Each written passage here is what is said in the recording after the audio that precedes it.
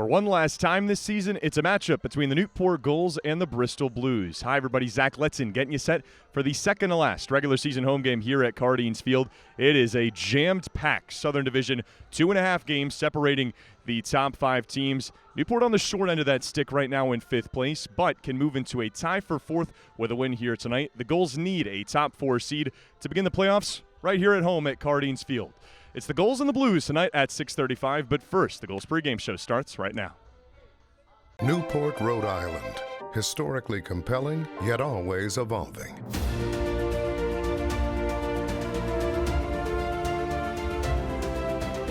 It is the classic coast. Discover Newport.org. You don't have to go far to experience the ultimate in Gilded Age architecture. Immerse yourself in these opulent palaces, the Breakers, the Marble House, and the Elms in Newport, Rhode Island. Open daily, newportmansions.org. Welcome back to the pregame show here on the NECBL Broadcast Network. I'm Ryan Medeiros here alongside starting right fielder Sam Cochrane. And Sam, you've been through it all here with Newport this summer, through some winning streaks, some losing streaks. You've been to the All-Star game. What are you going to take away most from your time here in Newport? It's been an awesome summer, amazing experience. Starting with the host family where I'm staying, it's been absolutely incredible. Making a lot of new friends, winning streaks, losing streaks, it's all part of it. So it's been a blast. And speaking about making some new friends on the team, you've really developed yourself into one of the leaders of this ball club. What has been the mindset moving towards the latter half of the season? I know you guys had a little bit of a slide, but you've been winning lately. Yeah, just stay the course. In baseball, you're going to have streaks like that, and I think you just got to kind of ride the wave. So we're on a 3-game winning streak right now. Continue to ride that wave and get hot at the right time of the year, which is, the last week or two of the season. Let's get hot in the playoffs. That's the mindset. And you've moved to the leadoff role lately. How has your approach changed, if at all, in that spot? Honestly, it hasn't really changed. I go up there with the same mindset, just kind of hunt fastballs and put a good swing on it. I'm trying to get on base every time I'm up there. So overall, nothing changes. I think it was just good to shake things up a little bit, near the top of the order. And on offense, you've been having a great season. You've been having a great season on the other side of the ball as well in right field. One of the trickier positions to play in the NECBL is the right field spot in Newport. How have you found that experiencing and having a lot of innings out there this summer has helped your performance in that spot?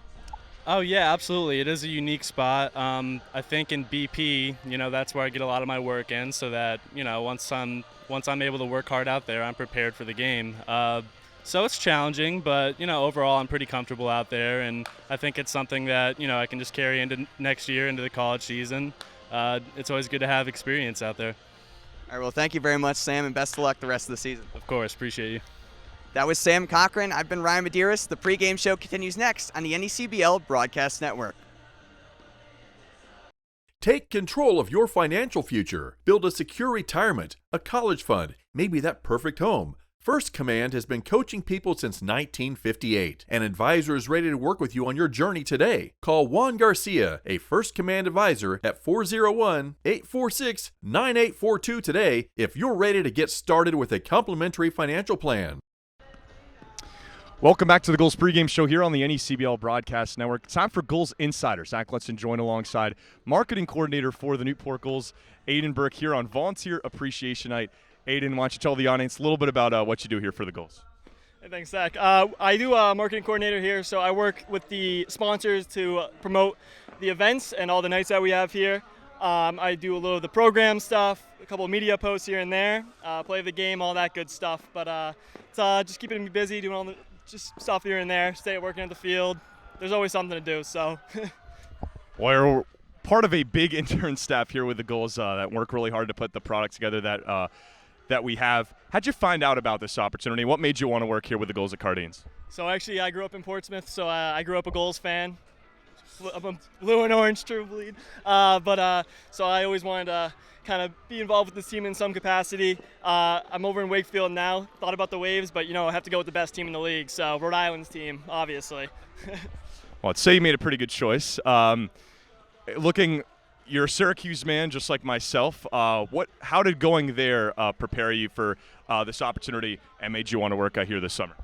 I mean, they just got great professors that know the industry back and forth. So I know coming here, I knew what I was going to have to do for the marketing. They gave me all the info that I need to do to create briefs and talk with the clients and work here and there. So, I mean, I felt very prepared coming here, and I was very happy with how it's been going so far. Well, it's Volunteer Appreciation Night. It's crazy, but it's already the second to last home game here in the regular season for the Newport Gulls. What are you going to take away here after this, as this summer concludes and we head back to school? I mean, just important to, I don't know, work as a team, because there's always so much going on here. I mean, even this, it's a small operation, but I mean, there's always something to do, always some people to help. So I mean, as long as everyone's working together here, I think that's kind of just what prepared me. Always use your staff as help. There's always another resource that can help you out somewhere. So that's kind of the main thing I've taken away. All right, Aiden. Well, thanks for the time. Thank you, Zach. All right, pregame show will continue right here on the NECBL Broadcast Network. Doctors at University Orthopedics have been caring for the people of southeastern New England for more than 40 years. With the Warren Alpert Medical School of Brown University, we train the next generation of orthopedic surgeons. Our state-of-the-art facilities stretch from Westerly to Mansfield. At our East Bay Surgery Center, we've performed thousands of surgeries, including same-day total joint replacements. We've grown through the years, but our goal has always been getting you back to doing what you love to do. The best orthopedic care anywhere is right here. University Orthopedics. Welcome back to the pregame show here on the NECBL Broadcast Network. I'm Ryan Medeiros here alongside Sarah Barker, Marist College alum and athletic training intern here with the Newport Gulls. And Sarah, first off, let me just ask you, how much have you enjoyed your time here with the Gulls? I really enjoyed my time here with the Gulls. I really can't complain about coming to work every day. We're in Newport. It's always pretty nice here, so very lucky. Yep. And you've been able to work not just with Gulls players, but with players from other teams as well. How much have you enjoyed getting to know all of them over the course of this season? I really enjoyed it. The guys are awesome, and it's nice to have a good, respectful team to work with always. And they're very motivated to stay healthy, which is awesome. Makes my job enjoyable, and it helps them stay focused on what they want to do here. So it's all good. And how much do you believe that your experience here this summer will help you in your ultimate goal of attending nursing school in the future? It all translates. It's all healthcare, so nursing will, lead to everything, and athletic training. Just working with people and getting patient experience is ultimately the goal. So it's been fun. Well, thank you very much, Sarah, and best of luck in all your future endeavors. Thank you. Welcome back to the Gulls pregame show. It's Gulls Eye View. Zach Letson joined alongside pitcher for the Newport Gulls, Daniel Carl, before Newport takes on Bristol. Daniel, you came in. What was the biggest situation in that game on Wednesday? What does it mean you to have the trust of the coaching staff to come in there and get the ball bases loaded in a 2-0 game? I mean, I think it's great. I mean, I have a lot of confidence in myself, and I'm glad my coach has the same confidence in me that I do. Well, coming into that situation, 2-0 lead for you guys, and you're facing a guy hitting over 400 at the plate with 2 outs and the bases loaded. Does the strategy and approach change for you at all versus coming in a clean inning? No, I mean, I'm not paying attention to what the hitter's hitting. I'm just trying to get him out. I think my stuff can beat anyone in this league, so I'm just going to go right at him. Well, looking at the team in general, it seems like you guys have really found something. Just one earned run given up over these past 3 games, all wins for Newport. What do you think's clicked for you guys, and how can you keep it rolling? Absolutely. I think we're just a tight-knit bunch, especially in the bullpen. The pitchers all hang out together. We all get food together. We do everything together. So I think, it's just that chemistry and that trust in each other that's been working. All right, Daniel, thanks for the time. All right. Thank you very much. All right, pregame show will continue right here on the NECBL Broadcast Network.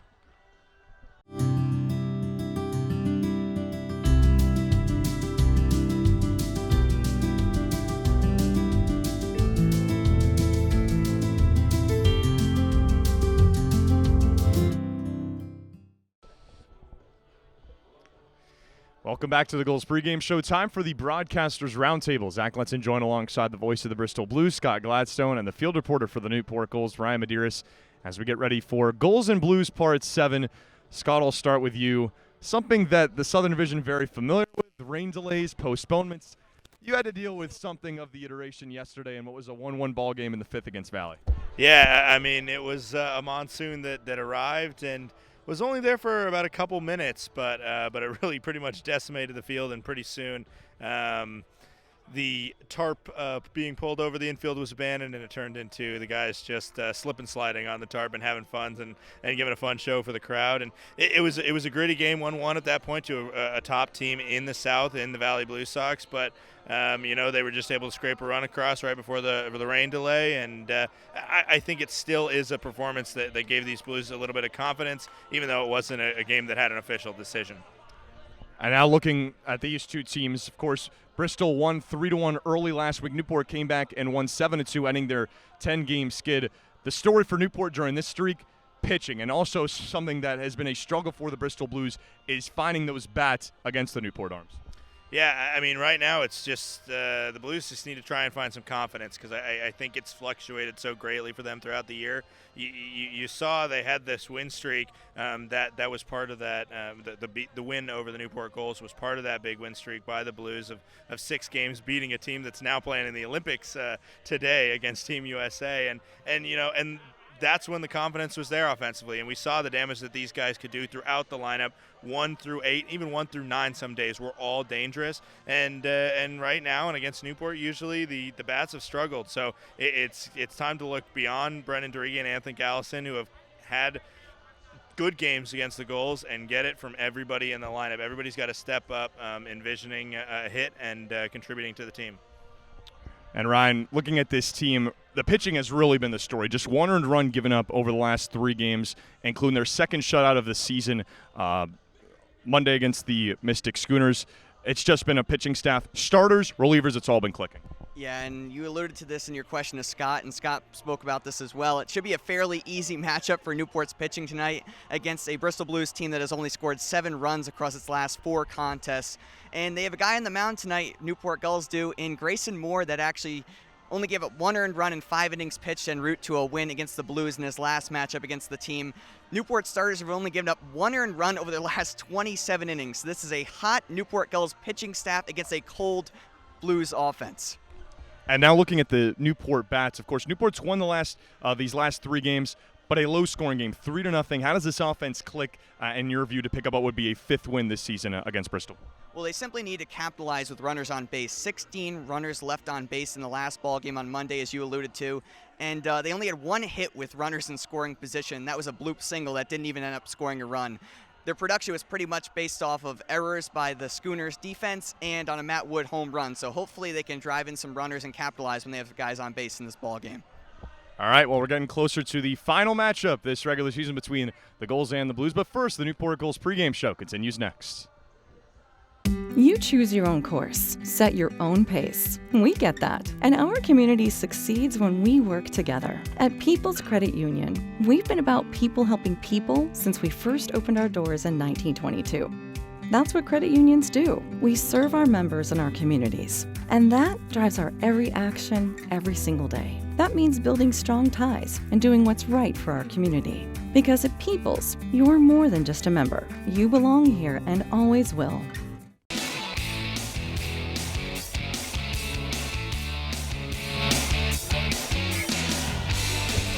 We welcome you into historic Cardines Field. It is Volunteer Appreciation Night. Here at the City by the Sea, Zach Lenson joined alongside the voice of the Bristol Blues, Scott Gladstone, and the field reporter for the Newport Gulls, Ryan Medeiros, as we get you ready for the final matchup between these two teams this season. Newport has just 6 games remaining in their slate before playoff time, which begins on Tuesday. And this has been a series, Scott. It's been 5-1 in favor of the Newport Gulls. And from a pitching standpoint, something Newport's done well lately and something they've done well all season long against the Blues. Yeah, and I mean, it's been something, pitching has worked pretty well for the Blues as of late. They've gotten really good outings, even in the win by Newport on Saturday. It was a decent start, and just in general, the Blues need to come out firing, just like I said in the roundtable. I mean, everybody needs to step up with confidence, and we're at the end of the season where the roster's thinning out. There's nobody available on the bench right now, so everybody's got to be comfortable knowing they're going to get the start today. They're probably going to get the start tomorrow, and their performance isn't really going to affect that, mainly because there is no choice. So just embrace the fact that there are 9 guys in this lineup and probably 9 guys in this lineup for the rest of the season, and everybody has to come out and find a way to produce at the right times. Well, Newport was able to beat Bristol last time that these two were out at Muzzy Field, and it was the start of something for Newport. It ended the 10-game losing streak and began this 3-game winning streak that they're on now. Zach, the pitching, Scott alluded to this with the Blues pitching being successful. Newport's pitching has been absolutely exceptional over this 3-game winning streak. 1 earned run in 27 innings pitched. The offense has been solid as well. They have left some guys on base, but hopefully they can capitalize on those opportunities tonight and accrue more runs. All right, well, it is Volunteer Appreciation Night. We will step aside here and come back with some pregame ceremonies that we have here on the field. We'll have that. Then we will have tonight's national anthem, starting lineups, the whole 9 before tonight's game between Bristol and Newport. Don't go away. We're just getting started here on the NECBL Broadcast Network.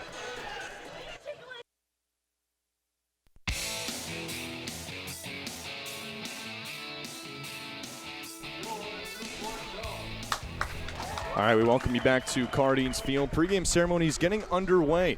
Let's send it over to the PA voice of the Newport Gulls, Don O'Hanley, to take us through our introductions before, and then our ceremonies tonight pre-game will begin after that. So stick around to watch here on the NECBL Broadcast Network.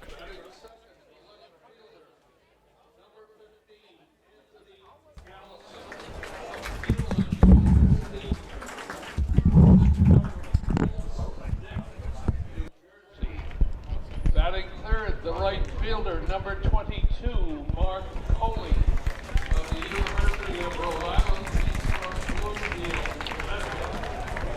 Batting fourth, the first baseman, number 10, Brennan Garigi from Oxford College at Cherry Hill Village, Colorado. Batting fifth,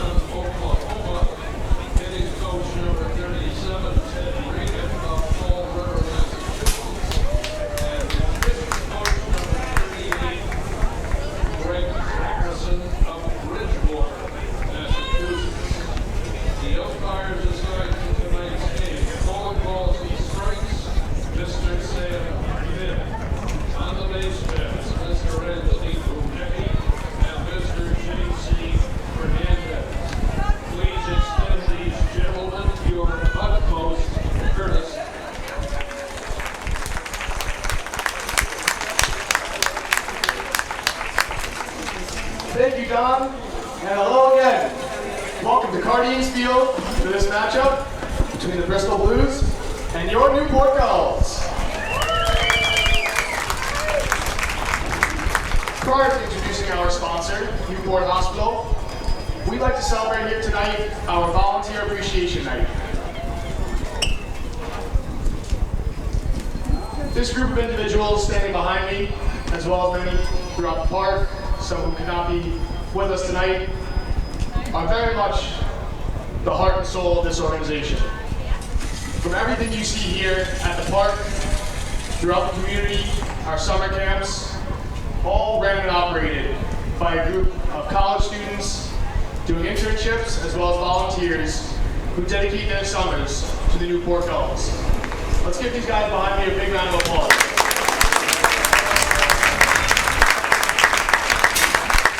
As with everything,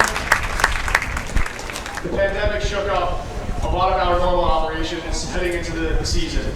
During the springtime was when a lot of our planning takes place, our game days, our camps, and all of our community events. Leading up to 2021, we weren't sure exactly what we were going to be able to do here at the park. We weren't sure how many fans we'd be allowed to welcome. So a lot of that planning didn't take place until well into the spring. This group behind me is usually about 10 to 15, even 20 more than this group here. So a lot of these individuals took on 2 or 3 roles of the normal internship staff. So it's really been quite a feat. Everybody has done here. They've stepped up more than I could have imagined, more than we could have hoped for, and we just continue to thank for every moment that they do and all their work that they do down here in the field. So I'd like to introduce everybody by name as well as their positions here.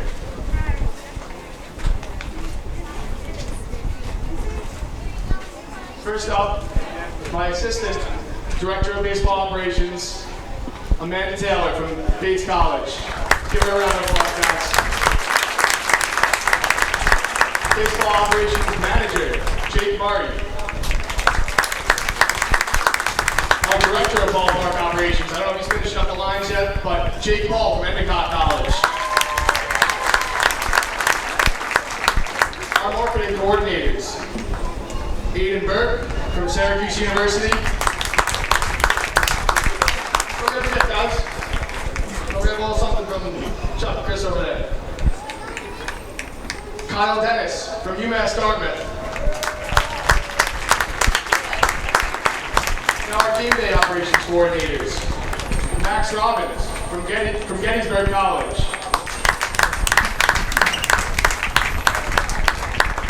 Derek Dingley from Johnson & Wales University.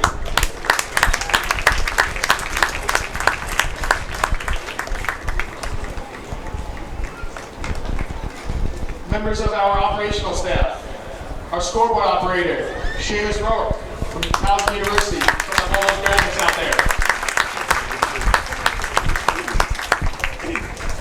Big Gulls shout out to our Hall of Famer and public address announcer, Don O'Hanlon. He's been with us for 19 seasons now. Right alongside him, Charlie Heffernan, one of our official scorers, then back there.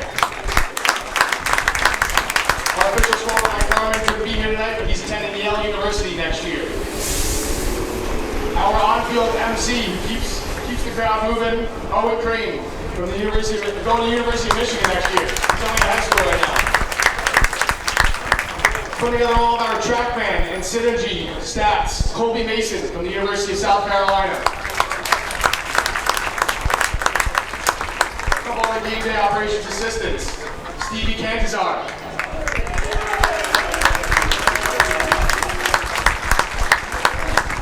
Also Maddie Scanlon, let's give her a big round of applause. Volunteer time here. In the souvenir stand, we have Dan Carton.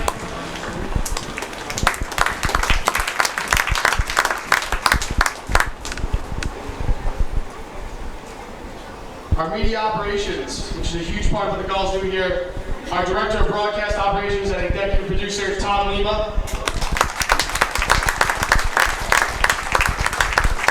His assistant, Shannon Carlson, couldn't be here, but wouldn't be anywhere without her. Let's give it up for the voice of the Newport Gulls, Zach Letson from Syracuse University.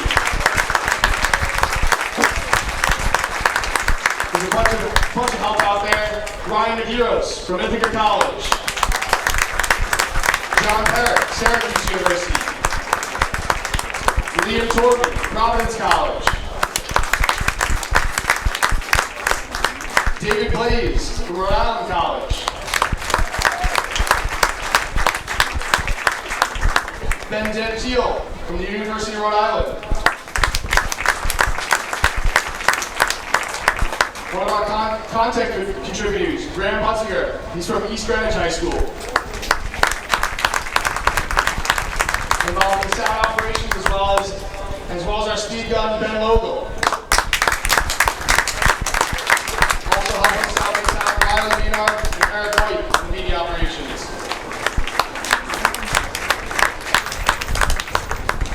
Now I'd like a huge round of applause for our grounds crew chief, Russell Secor, getting this field ready. Each and every game, look how beautiful it looks. Couldn't do it without Russell. And how about that the mascot staff? Led by our mascot manager, Derek Patsos.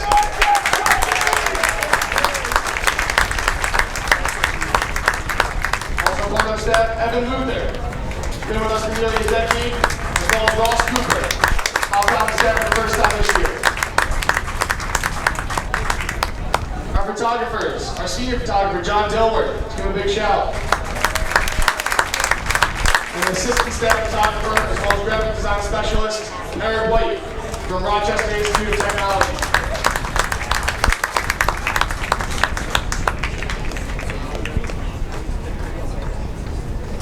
Give a big shout out to keeping our team healthy, our medical staff, one of our trainers, Sarah Barker from Marist.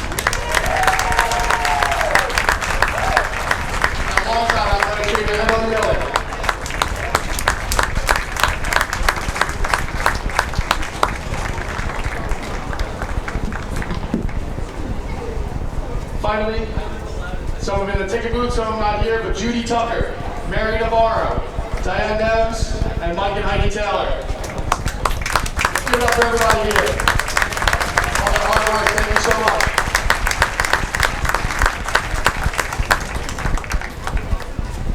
Now, I'd like to feature Newport Hospital, who's tonight's sponsor. Founded in 1873 to serve the people of Newport County, it offers a broad range of medical care, including a recently renovated emergency department, an award-winning birthing center, diagnostic and surgical services, the renowned Vanderbilt Rehabilitation Center, and a full choice of specialty outpatient and primary care practices. With a 5-star rating for overall quality, Newport Hospital offers patient-centered, compassionate care. It holds a 4 magnet designations for excellence in nursing care and the prestigious baby-friendly designation from the World Health Organization and UNICEF. We'd like to give a very big shout out and thank you to all our frontline workers at Newport Hospital, as well as their volunteers, who have tirelessly worked to keep us safe and healthy throughout these trying times the past year and a half or so. Thank you so much, Newport Hospital. Everybody understand as well. Here we have a few members of the Newport Hospital community to throw out tonight's ceremonial first pitches. First up, to the mound, I'd like to introduce Perry Wine. He's the director of Perioperative Services at Newport Hospital.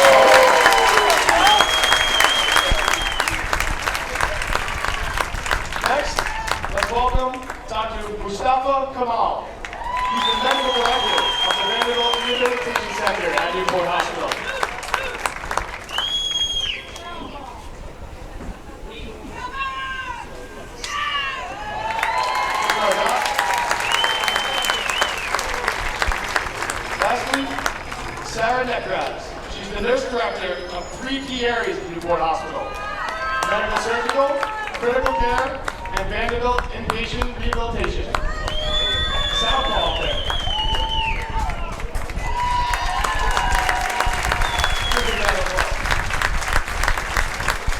At this time, I'd like everyone to please rise and remove your caps as the nation's colors are presented to us by Pack 66 of Kingston.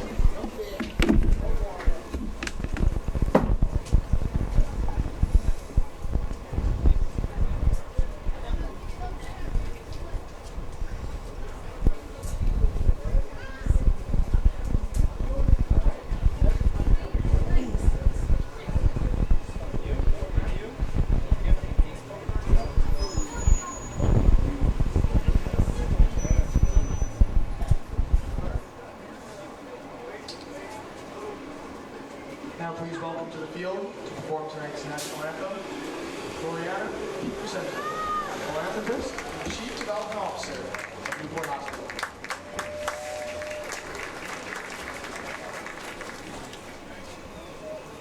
Oh, say, can you see by the dawn's early light what so proudly we hailed at the twilight's last gleaming, whose broad stripes and bright stars through the perilous fight for the ramparts we watched were so gallantly streaming, and the rockets' red glare, the bombs bursting in air, gave proof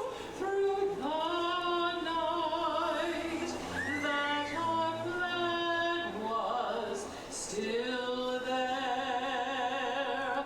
Oh, say, does that star-spangled banner yet wave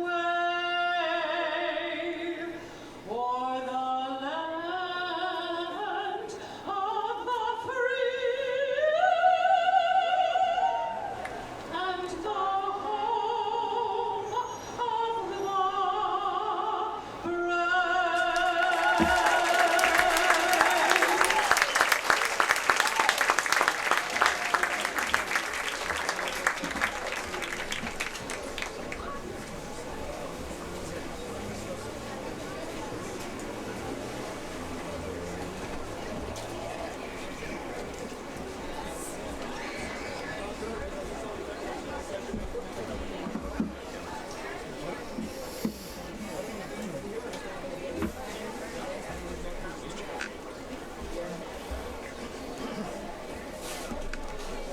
Thank you again to Newport Hospital, and thank you all volunteers and interns. Now let's get ready to play some baseball. All right, it is almost time for go time here at Cardines Field. Volunteer Appreciation Night here at the City by the Sea, and just moments away from first pitch between the 19-17 Newport Gulls and the 11-25 Bristol Blues, facing off for one last time here this season. So Scott, why don't you take us through the starting 9 that we'll see on the field for the visiting side? Yeah, it'll be Austin White, the true leadoff man, to lead it off, as he has in every game that he's been with the Blues this season. Anthony Gallison bats second, playing in left field. Mark Coley in right field bats third. Brennan DeRigi's the first baseman. He bats fourth. Tyler Keith DHing tonight. He plays. He will bat fifth in the lineup. Chad Knight, the catcher, sixth. And the bottom three are Tyson Cooper, Drew Rogers, and Brock Murtha. Of note, Tyson Cooper, he made his first start in the at a non-catcher position when he played second base earlier this season. Funny enough, here in Newport, and now this is the first time that he's playing third base, his debut for a short-handed Blue squad that needs him to play defense all over the diamond today. Newport has taken the field here. Let's take you through the defensive alignments for the Gulls here tonight. Left to right across the outfield, Jordan Rogers in left, Kenny Oyama in center, Sam Cochrane in right. Left to right across the infield, it'll be Spencer Smith at third base, Chase Acuff at third base, Spencer Smith at shortstop, Dawson Brigman at second, Bryce Hewlett at first. And doing the catching will be Matt Wood, with Grayson Moore on the mound, making his second start this year against the Bristol Blues, and has really shined this year. And just a correction, Zach, you were actually right the first time. Smith is at third base tonight, and Acuff at shortstop. That graphic was just off. But the official lineup, and if you're looking out on the field right now, Smith at third, Acuff at short. So an interesting note there. So for Newport, Smith will be at third base and Acuff at shortstop, two guys that are used to playing each one of those positions. But for Newport on the mound, the man that will be trying to get his second win of the season, Grayson Moore, who's had a great summer for Newport on the mound, a two-way player from Vanderbilt University, is 1-1 with a 2.62 ERA. 4 games, 6 of them starts, has struck out 22 batters and walked just 7. And for Moore, he did pitch against the Bristol Blues, was a 5-2 win for Newport here at Cardines Field. Went 5 innings, gave up 2 runs, only 1 was earned, 3 hits, 1 walk, and 2 strikeouts.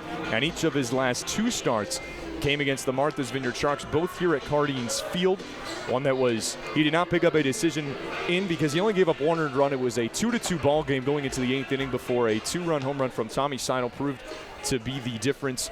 But Newport is 3-3 in games that he has pitched in this season, has transitioned from a bullpen role in his first 2 starts to now a starting pitching role, and has really come into his own this summer. Yeah, you mentioned it. Over his last 3 starts, Grayson Moore has been fantastic. 2.4 ERA over that span, so hopefully continue that trend in the ballgame tonight.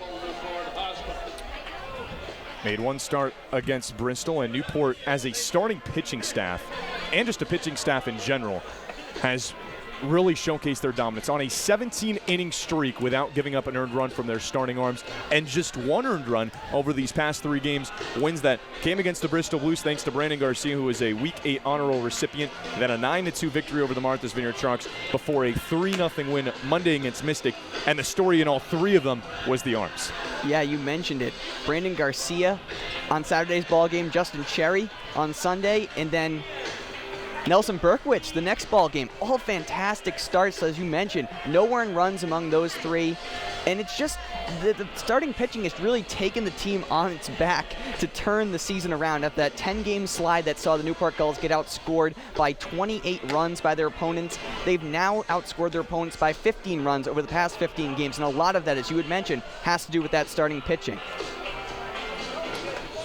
Getting set for first pitch. Newport is going for their 6th win against the Bristol Blues. The Gulls play every team in the Southern Division at least once this week to close things out. That began with a 3-0 win against Mystic on Monday. Tomorrow they will make the long drive over to Danbury, Connecticut to take on the Westerners, trying to pick up their first win there. Friday they are back here for the final home game of the regular season against the Ocean State Waves. Saturday, a doubleheader in Holyoke against the Valley Blue Sox. The season ends, the regular season ends Sunday with 1 more ferry trip to Martha's Vineyard. But here on a Wednesday night, Grayson Moore toes the rubber, set to face the lone all-star on the Bristol Blues, Austin White, to get things started here. That was a fastball in for strike number 1. First pitch comes at 6:39, 75 degrees and sunny in Newport.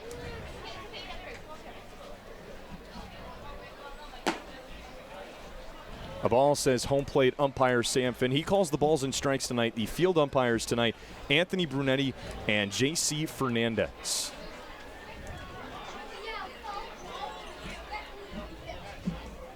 One coming to the center fielder.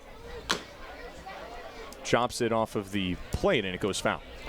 An interesting note here. The last time Austin White was at Cardines Field was for the NECBL All-Star game. He put on quite a show in that ball game. Lone all-star on the team and really gave Bristol a spark.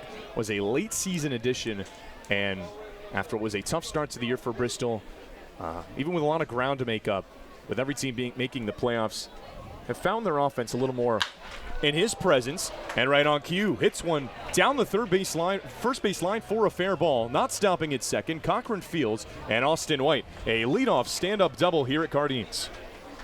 Yeah, and I said it in the early going. The Blues are going to need contributions from all part of the lineups, not just the man up now and the man that is in the hole right now, Gallison and DeRigi.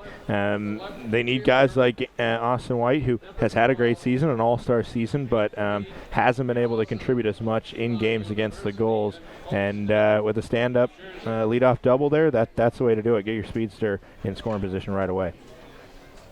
It's his third hit against Newport in 16 at-bats. First pitch comes inside to Anthony Gallison, who has changed numbers as we've come to find out.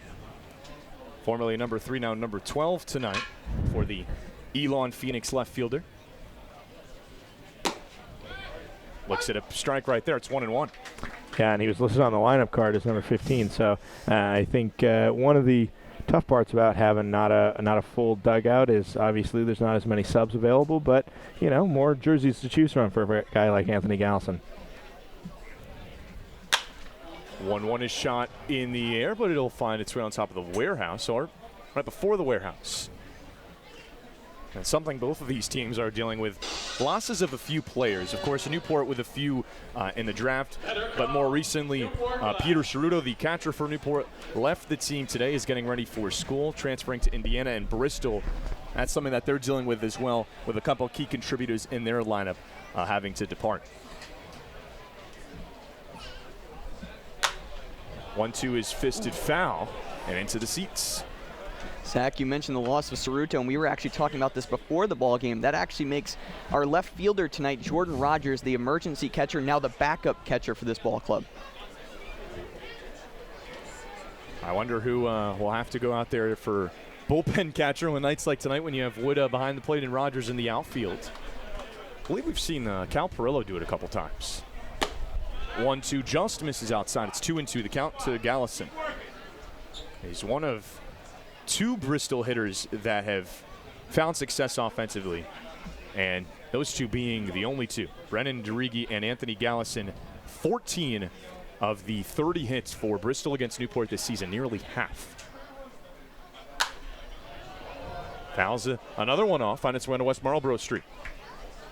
Yeah, it's already pretty good at-bat from Anthony Gallison. I love that he's fighting right now with Grayson Moore. Got his pitch count up to 10 here in the early going. And you get your leadoff batter on second, whether it's a single and a steal or a double, with no outs. You need to find a way to get that runner across plate. This is a key situation early for the Blues.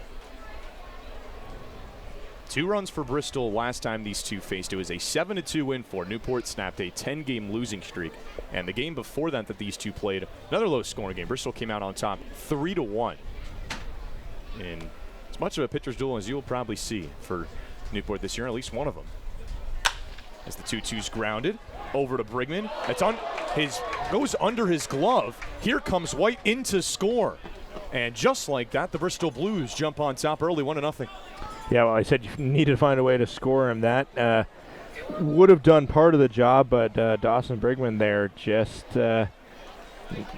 kind of lapsing there and letting that one get under his glove. You got to get the glove all the way to the dirt. And as soon as the 5-hole went, it was a good job by Jim Duchesne, who's the third base coach, being all over it and seeing it and immediately giving the green light to the speedy Austin White to scamper home for the opening run.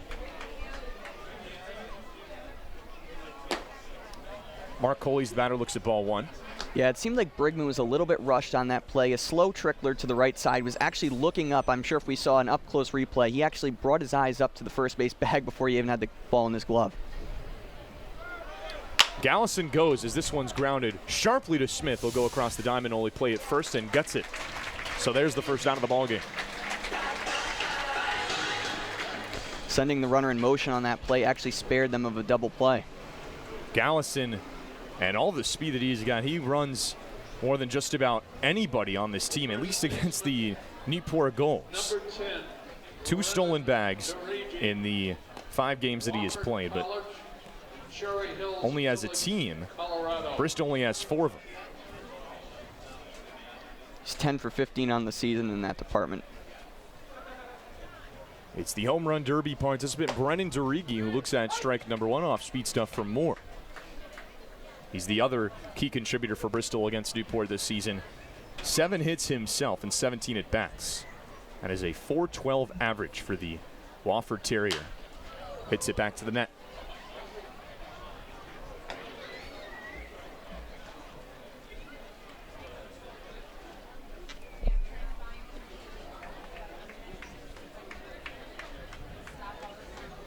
One to nothing Bristol, double for Austin White, and the run comes in to score on an E4 with Gallison at the plate, charge to Dawson Brigman.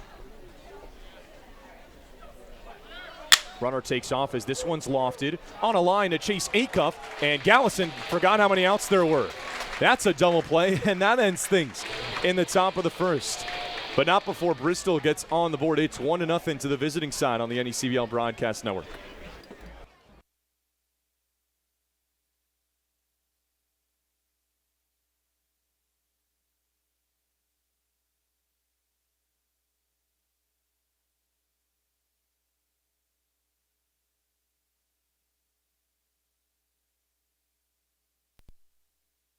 The New England League is the most competitive brand of amateur wooden bat summer baseball in the country.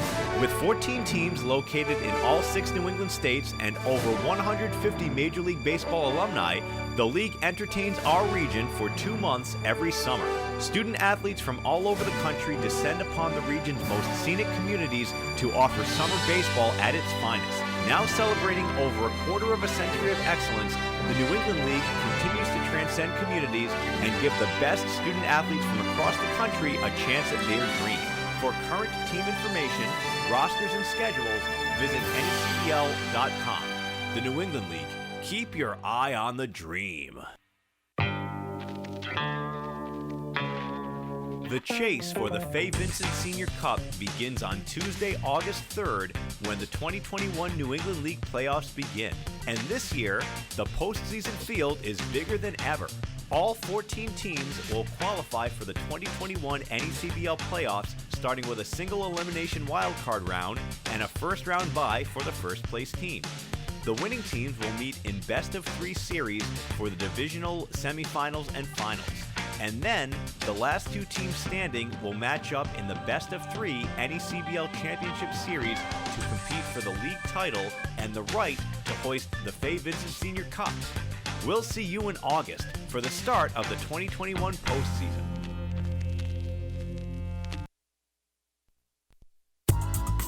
Whether you're an island resident or just visiting, the fastest way to get to the Cape and Islands is by taking the New England League's preferred partner, the Steamship Authority Ferry. Visit steamshipauthority.com for more information.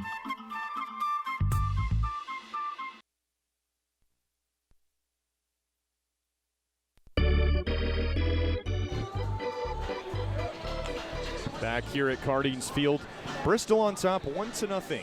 Thanks to a double for Austin White and an error in the field. Newport will get their first hacks tonight, so let's give you the Newport Gulls starting lineup.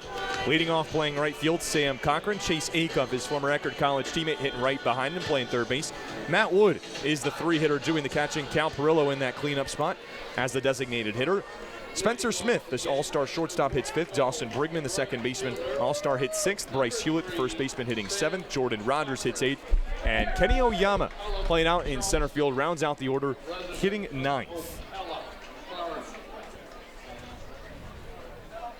For Bristol on the mound, going with Garrett Coe, the Lakeside, Connecticut native. First pitch from him into Cochrane, roped for a base hit.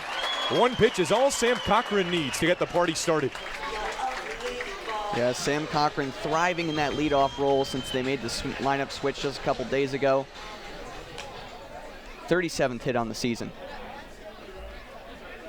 Team lead in that category.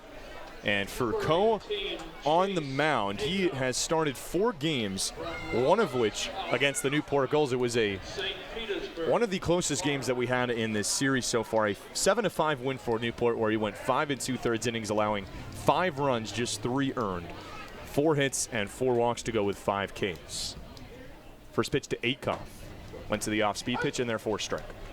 Yeah, and Coe is a big left-hander, as you can probably get a sense of on your screen. He throws it hard, and one of the unfortunate consequences of that is he can get hit hard back at him, as you saw with Cochrane. Looks at ball 1 there for Acuff, who has starting to become a piece there in that 2-hole for the Newport Gulls with his on-base ability. Now, Scott, going back to the top of the first inning, you can attest to this. That run is huge for the Blues to get out in front here, a team that's been limited to just 7 runs over its last 4 contests. And just 14 runs through 6 games against the Newport Gulls. Jumping out to an early lead as the 1-1 shot back up the middle for another base hit. Back-to-back singles. Cochrane not stopping. Was caught in between. Now will go for third, and he's out. Throw to second, and Acuff will slide in safe. Sam Cochrane, it looked like he was caught in between a little bit there. Couldn't decide too much of what to do. And good fielding by the Bristol Blues. They take advantage. Yeah, I mean, Cochrane read that ball really well off the bat. He got a pretty good jump on it, realizing it was going to get over Murtha's glove. The problem there is he underestimated the arm of Austin White. All the outfielders for the Bristol Blues have really good arms. Coley, probably the best arm in right there, but not far behind him are White and Gallison. And White saw him rounding second and immediately put the crosshairs on Tyson Cooper over there at third. So now 1 on with 1 out for the catcher, Matt Wood. Swings and misses at the first pitch. The team leader in batting average at .352. And what has kind of come out of nowhere for Wood, is the long ball ability. Looks at a strike there to make it 0-2. 3 home runs in the last 4 games he's played here at Cardines Field with the high 28-foot fences that we have here. One that was the icing on the cake on Monday came in the 8th inning, a solo shot against the Mystic Schooners. The game Newport won 3-0. Goes up and gets this pitch and chops it foul.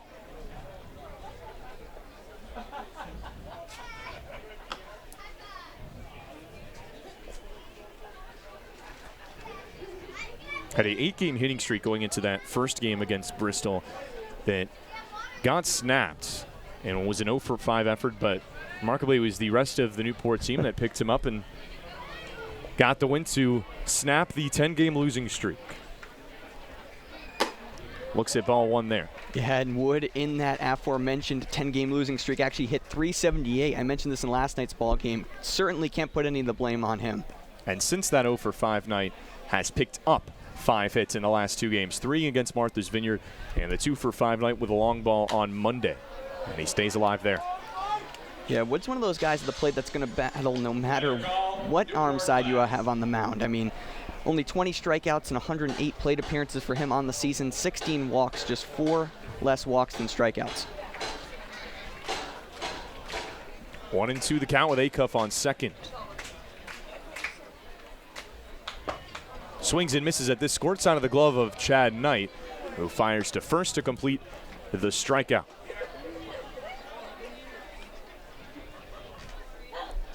Out number 2 here in the bottom of the first.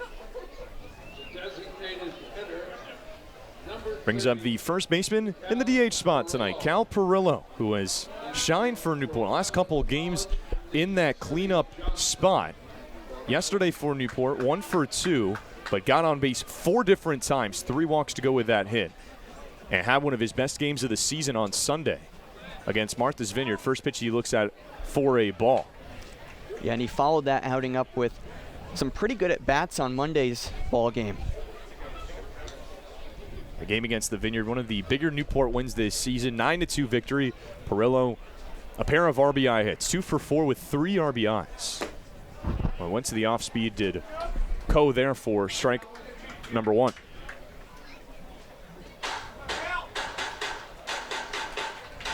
After starting the season with the team and some time away, has really come into his own, an average that's up to .325, and this is his 14th game. Tried holding up his swing, and they'll say that he did. Now it's 2-1.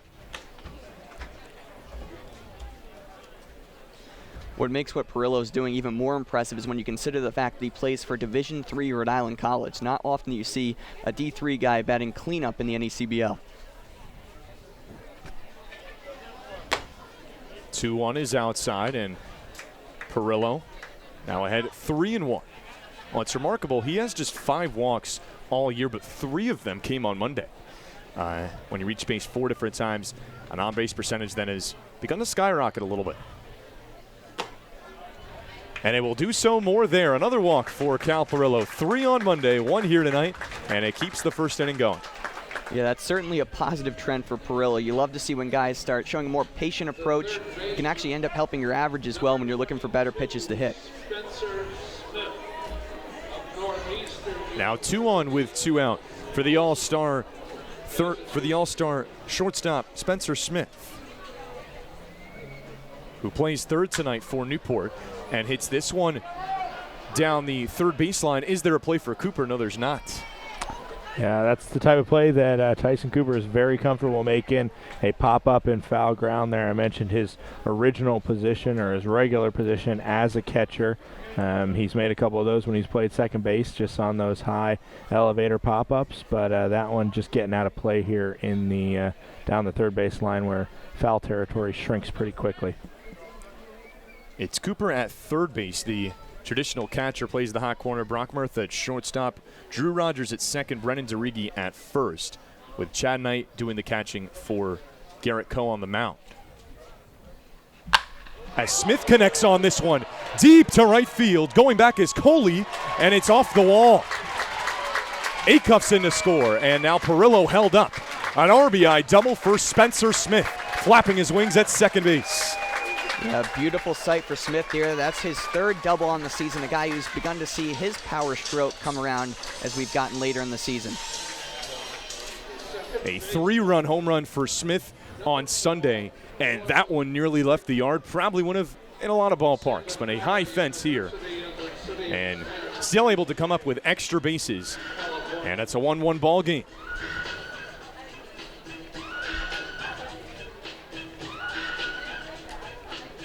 Smith, a guy who got a little bit out of his swing for a certain stretch of last week or so. Gotten back to looking for good pitches up in the zone. Dawson Brigman, the batter for Newport, moving into that 6th spot for the Gulls. Looks at a first pitch ball. After a few games off, back in the lineup for Newport, has not played since that win against the Bristol Blues when he went 2 for 3. But reached base 5 different times. 2 hits and 3 walks for the Santa Clara Broncos, who is getting on base at a .457 clip this season. Looks at ball number 2 on a fastball there. It's 2-0. You know, going back to Smith and the extra base power he's been showcasing, it's something we've really never seen from him in his collegiate career. He's never had a slugging percentage higher than .367. 2-0. Another pitch upstairs. And was it 3-0? Yes, it was. Had the count wrong over here. That's all right. But Dawson Brigman, that is his 6th walk in the last 3 games that he has played. Wow. Another guy that has showcased just impeccable on-base skills. A .450 plus on base this season, heading into tonight. 26 walks to just 16 strikeouts. That's pretty unbelievable. 3 against Bristol on July 24th, 2 the day before that against Valley. And yeah, 26 now on the season for Bryce Hewlett, now the batter for Newport, with the bases loaded. Nowhere to put the Pittsburgh first baseman. Now, this isn't the worst thing for the Blues. You had a base open, you had the right-left matchup. Now you have a left-left matchup with 2 outs and Bryce Hewlett, a guy who whiffs a fair share. One of the Newport power bats, the man we saw here in the home run derby, as this pitch squirts away. But Newport, only 1 grand slam to their name this year, and it belongs to Sam Cochrane, who had one 5 days ago in that Friday night loss to the Valley Blue Sox, a game-tying grand slam. And it was a 5-4 defeat. Couldn't hold up his swing on the 1-0. Now it's 1-1. And by no means am I saying that the Blues should feel comfortable with Hewlett at the plate. 2 home runs on the season, and we saw this kind of power he can showcase. This pitch comes in upstairs. As I was saying, in the home run derby, we saw Hewlett knock his fair share of balls out of the ballpark. A guy with tremendous power. Perillo on third, Smith on second, Brigman on first with 2 down.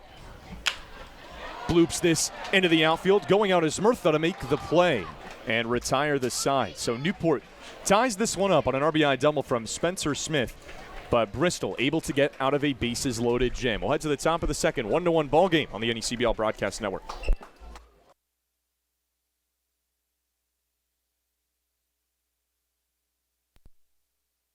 The NECBL's Broadcast Network brings all of the action right to your home every night.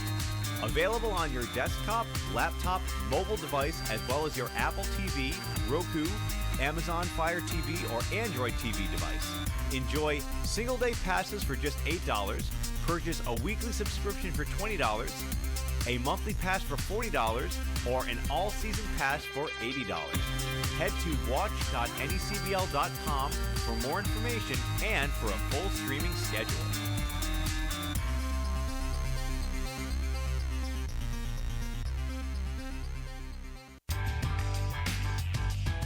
Franklin Sports is proud to be the official batting glove of the New England League. This summer, the NECBL and its 14 organizations join over 200 major leaguers by wearing custom Franklin batting gloves as members of the Franklin family. To design your own custom pair of batting gloves, visit franklinsports.com and join the fam. Franklin is the official batting glove of the New England League.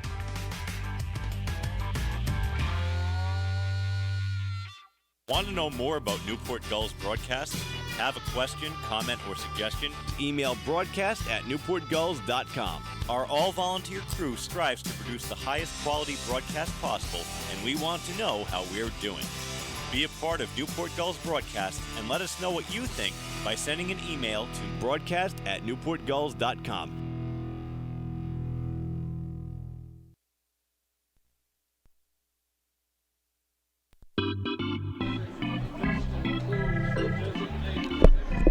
We welcome you back to Cardines Field. 1 run for each side in the first inning. Bristol took a 1-0 lead. Newport tied this one up in the bottom of the first thanks to Spencer Smith, an RBI double. But Bristol was able to get out of a bases-loaded jam, and they bring up 5, 6, and 7. Tyler Keith, the DH, flies the first pitch out of play. Now, I talked about it on the pregame show, but the Newport offense over the past couple of games, including this one, has just struggled to capitalize with runners on base. Just one hit in last night's ball game, and they leave the bases loaded tonight. Scored some runs the unconventional way on Monday in that 3-0 win against the Mystic Schooners. 12-6 curve from Moore just misses. It's 1-1. First run came in after Chase Acuff attempted to steal third, throwing into left field. He came around to score. Second run on a fielder's choice before a Matt Wood solo home run in the 8th inning. That curveball just misses again. It's 2-1 now. And the ironic part about that one hit with runners in scoring position is it didn't even drive in a run. A little bloop single over the infield. They had to hold the runner at third.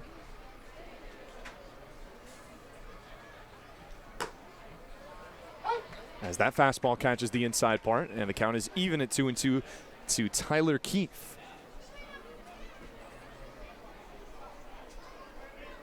Out of Flagler has played in, this is his 4th game of the series against the Gulls this year. And he'll stay alive by fighting this one off. He's got 1 hit against Newport, and it's his 10th at-bat. On the season for the Blues is hitting .231. This is 21st game. 2 home runs, one of them a walk-off shot against the Martha's Vineyard Sharks. Drives this foul off the Newport Gulls dugout area, and we'll do it again. And Tyler, somebody that took him a while to really get into his own and find his power here, but he's really picked it up just in the past 2 weeks or so. And a big spark for this team was that big walk-off home run in the bottom of the 10th he had against the Sharks. Pitch just misses, and we've gone full. Couple of big wins against Martha's Vineyard, against Mystic as well, and what was a stretch that, I think it caught the whole league by storm. A six in a row for the Bristol Blues, and made things a lot interesting, a lot more tight. Curveball's in there for strike number 3. Big punch out for Grayson Moore to get things going here in the second. And if I'm not mistaken, Scott, that stretch of 6 games did not include a defeat of the Olympic Team Israel. Yeah, it was a game that you know, it's kind of a weird 10:30 a.m. on a Wednesday morning in Dunkin' Donuts Park with the Hartford Yard Goats plate, and just a huge momentum builder. As Chad Knight, the Duke catcher, looks at strike one there. A Team Israel that included former major leaguers Ian Kinsler, Ryan Lavardenway, among others. Yeah, playing the Ocean State Waves the next day. And, well, they made the Bristol Blues look pretty good in that 16-2 win. Bristol 10-2 winners the day prior against Team Israel. As that curveball's in there for strike number 3. Back-to-back strikeouts and back-to-back backwards Ks for Grayson Moore. There's 2 gone. Yeah, and the thing is Ian Kinsler, his stat line that day, 0 for 3 with a walk, which I'll tell you what, that really motivates your pitchers, and a pitcher that you know, we saw 2 games ago between the Newport Gulls and the Bristol Blues when Shane Bogley came out and was riding that momentum. First pitch, a high chopper from Tyson Cooper, but Moore flips over to first, and the side is retired. You don't see an inning go much smoother than that for the Newport Gulls. Still 1-1 as we head to the home half of the second on the NECBL Broadcast Network.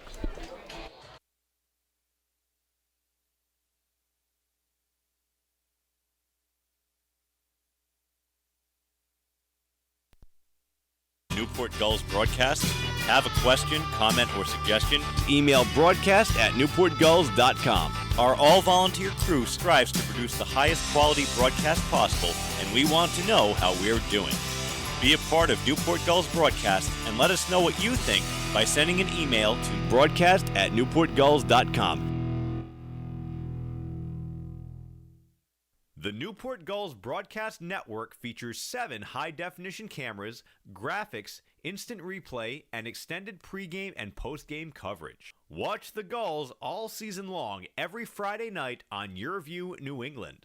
Be sure to follow the Gulls all season long on our social media accounts at Newport Gulls on Twitter and Instagram, and Facebook.com/Newport Gulls, and subscribe on YouTube.com/Newport Gulls for the latest video highlights and exclusive interviews. The Newport Gulls Broadcast Network features 7 high-definition cameras, graphics, instant replay, and extended pregame and postgame coverage. Watch the Gulls all season long every Friday night on Your View New England. Be sure to follow the Gulls all season long on our social media accounts at Newport Gulls on Twitter and Instagram, and Facebook.com/Newport Gulls, and subscribe on YouTube.com/Newport Gulls for the latest video highlights and exclusive interviews. The New England League is the most competitive brand of amateur wooden bat summer baseball in the country. With 14 teams located in all 6 New England states and over 150 Major League Baseball alumni, the league entertains our region for 2 months.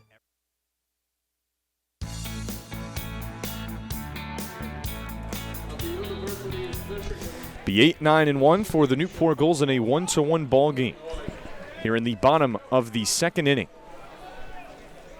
Run scoring on an error for Bristol for Newport on an RBI double from their all-star infielder Spencer Smith. Jordan Rogers starts the frame for Newport and looks at ball number 1 out of the arm of Garrett Coe here in his second inning of work.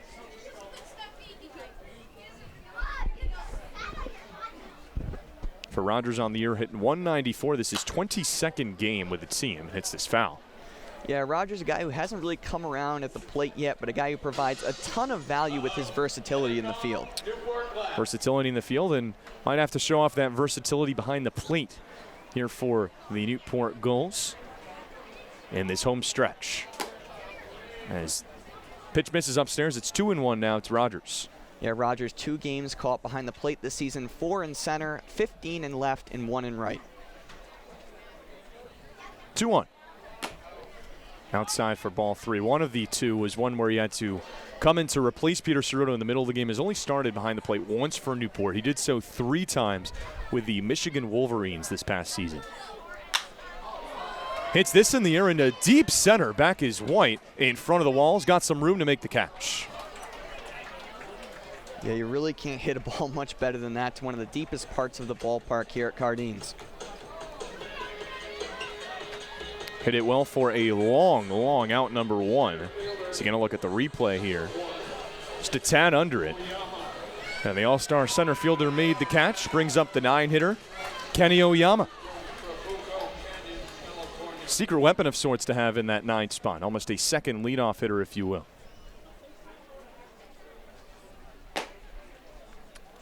First pitch is a ball to the man that will be taking his talents from the Loyola Marymount Lions to the UCLA Bruins this upcoming season. Looks out a strike there. It's 1-1. And I just got to say, I would love for Garrett Coe and Kenny Oyama to take a picture together after this game. This has to be probably the biggest height difference in the NECBL South Division. Swings and misses at this one. Well, it reminds you a little bit of that, all the pictures that you see on Instagram of Aaron Judge, Jose Altuve, a little bit. But for Oyama standing at 5'4", 140. This pitch gets back to the backstop, but has a big swing. Don't let the size fool you. He's got a home run this season, and one of the better contact hitters on this Newport team. Has seen the majority of his time in that leadoff role. Swings and drives this into the outfield. There again is White to make the play. There's 2 gone.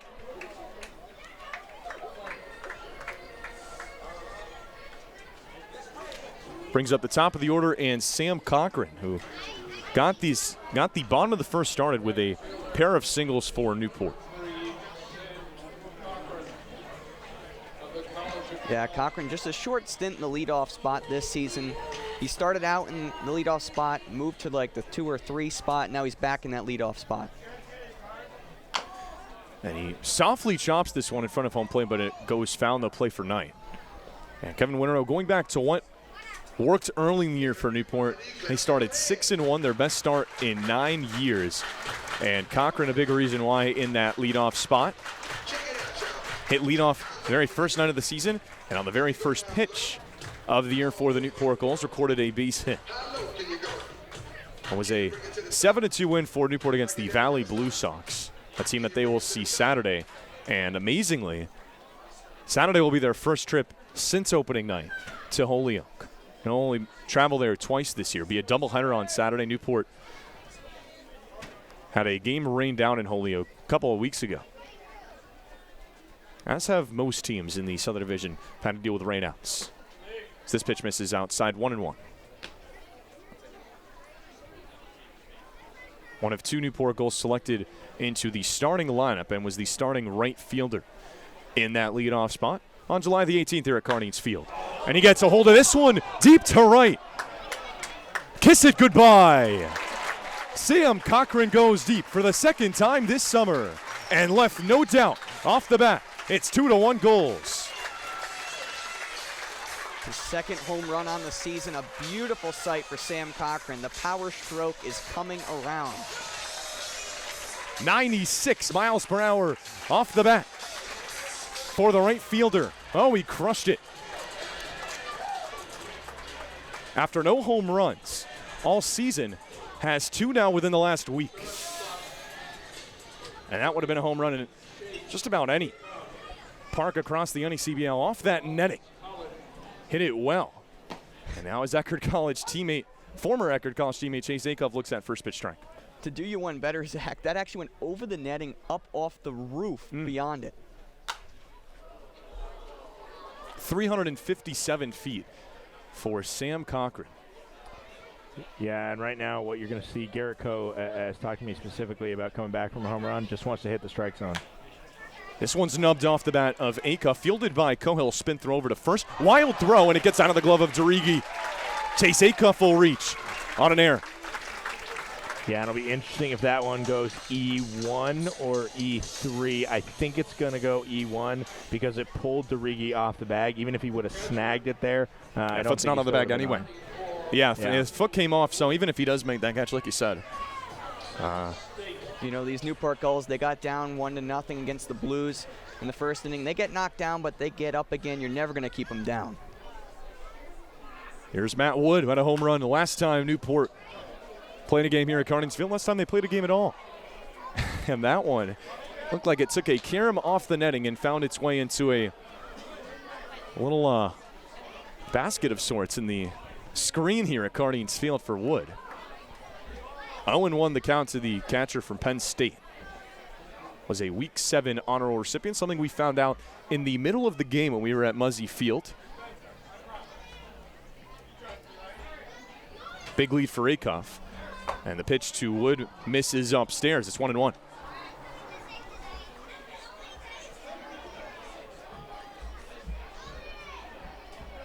Struck out swinging in his first at bat, but leads the Newport Gulls with a .352 average here in 2021. This one's down low for ball number 2. And that 3-1 loss for Newport against the Bristol Blues. One of the lone bright spots, had half the team's hits, 2 for 4. And for Wood, he's found his way on base in just about every game, one point or another.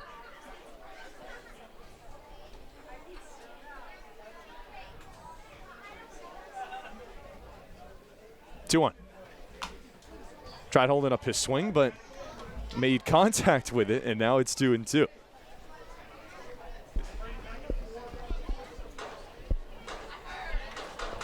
From Penn State University and Mars, Pennsylvania for Matt Wood, the catcher. Spent some time at DH as well. Gets a hold of this. It'll find grass. Into the gap it goes. Acuff around second. He won't stop. Into third. A single for Matt Wood.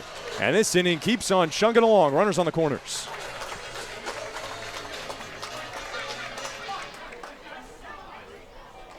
Wood has been just on an absolute tear, to say the least, over the past couple weeks. Number 30, Cal Perillo.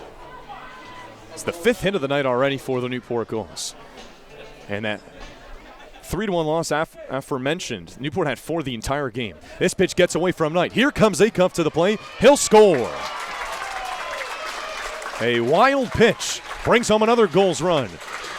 The 2-out rally continues. It's 3-1 as Wood goes to second. Well, we talked about the Gulls capitalizing on defensive miscues last night. Not quite a defensive miscue there, but definitely a blunder. Couple of which from the Bristol Blues this inning. And you compare it with the E1 that allowed Acuff to reach base. He reaches base on an error and he scores on, like you said, a defensive miscue. It's 1-1. Just to correct myself, I said last night. Feels like just last night. It was actually Monday night. It was the last off day for Newport in the regular season. Their next one will come. Well, we hope there will be an off day. Hope there won't be a game that Newport will have to make up. That August 2nd date is only for games that need to be made up from rainouts. Right now it'll be an off day for Newport. As Cal Perillo looks at ball number 3 and the potential to walk for a second time here tonight already. Walked in the first.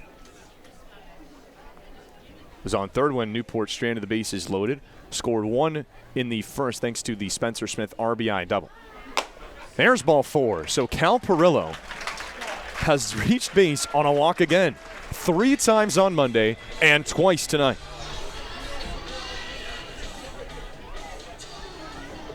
The third baseman, number 22, Spencer Smith. Keeps the inning going. This all with 2 outs for Newport. Sam Cochrane, home run. Chase Acuff reaches on an error. Matt Wood, a single. And Cal Perillo, a walk.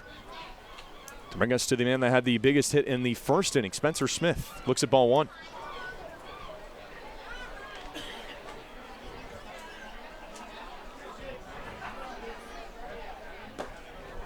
Makes a big hack at the 1-0 now. It's 1-1 on the off-speed pitch out of the arm of Co. He's got 27 strikes to 26 balls to this point for the lefty.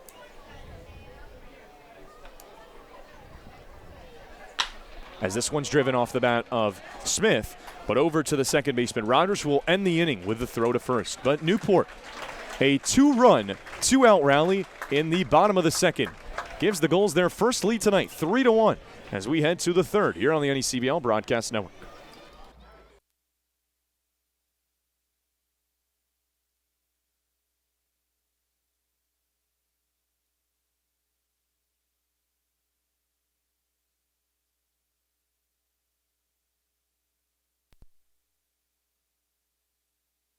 Features 7 high-definition cameras, graphics, instant replay, and extended pregame and postgame coverage. Watch the Gulls all season long every Friday night on YourView New England. Be sure to follow the Gulls all season long on our social media accounts at Newport Gulls on Twitter and Instagram, and Facebook.com/Newport Gulls, and subscribe on YouTube.com/Newport Gulls for the latest video highlights and exclusive interviews. The New England League is the most competitive brand of amateur wooden bat summer baseball. We're back here at Cardines Field. A big event here in the middle innings as our media intern David Blaze faces off with our producer, director of broadcast operations, Tom Lima, and a much anticipated Ma's Donut eating competition. What do you got on this one, Ryan? Oh, I got Dave the Steamroller all the way. You know, we got the veteran Tom the Tank Lima, who knows his way around a donut here down at Cardines Field, but David Blaze is just an absolute unit. Look at him going at that donut here. Call him Joey Chestnut. Look at David go. He's digging into that, as is Tom, though. We got a close race here. You know, one might think that David might concede this one to Tom, with Tom being his boss down here, but David on graphics tonight, Tom, our producer, does a great job. Both going at this donut. That was a huge donut. Oh, the fans love the steamroller down here at Cardines Field. You might have seen him dancing on last night's broadcast. Wins the donut eating contest tonight. Oh, he's an electric factory. Has a mouthful of donut as he exits the field. And the winner of tonight's Ma's donut eating competition, well, living up to the hype and then some. He might just finish this bad boy off, going down to the control room here. That might He's running be his graphics meal. for us. I would think, it's not a bad mid-game snack. You got a donut that big, it's going to last you, a lot of the innings in this game, I would think. Absolutely. I wonder if the sugar rush, the graphics might be just popping in and out. When's that crash coming, right? Oh, yeah. It might crash as we get into If we lose graphics in the 8th, you'll know why. Grayson Moore back out for Newport to face 8, 9, and 1 hitters for the Bristol Blues. Drew Rogers, Brock Murtha, and Austin White. Rogers, who made his Bristol Blues debut against these very same Newport Gulls, looks at strike number 2 there. It's 0-2.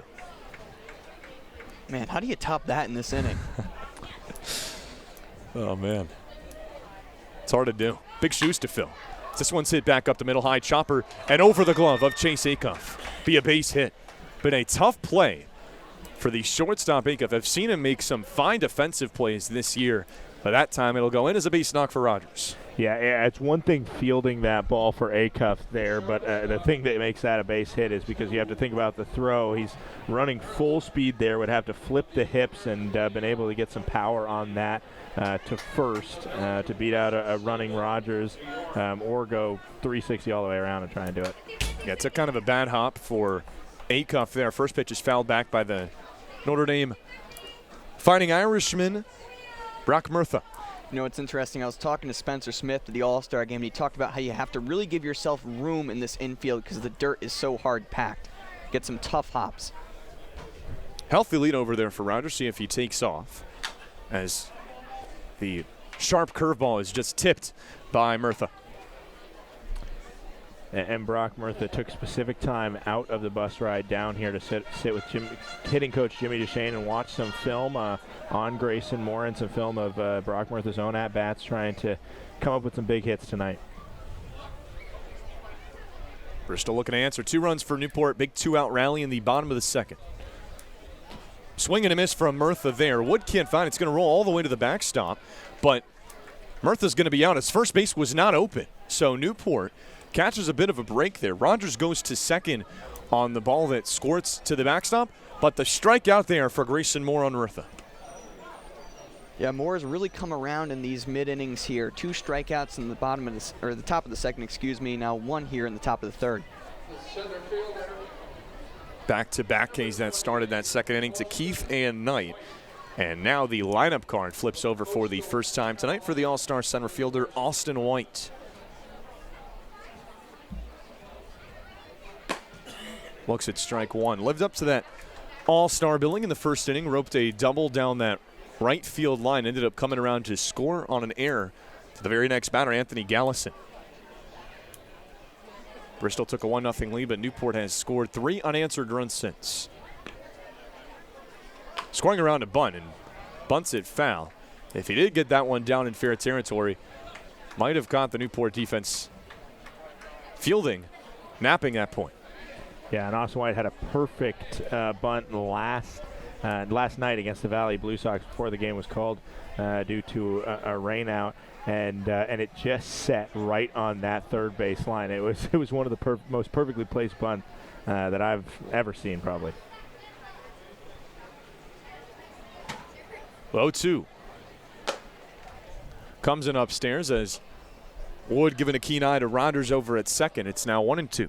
You know, I might add here, not a bad idea to test Spencer Smith. A couple of fielding errors on Monday night force him to make a play. He's not playing in on the grass, but with 2 strikes, you'd think it's probably off for White, who swings away there on the curveball and grounds it foul. We'll do it again. White, a guy who's going to battle with 2 strikes, 32 walks to just 27 strikeouts at the University of Rhode Island this past spring. Making the move from URI to Coastal Carolina for Austin White. A spark plug in this Bristol Blues offense that, well, they needed it midway through the year. As Rogers takes off, and this one's chopped over to Acuff. Charging play, flings over to first.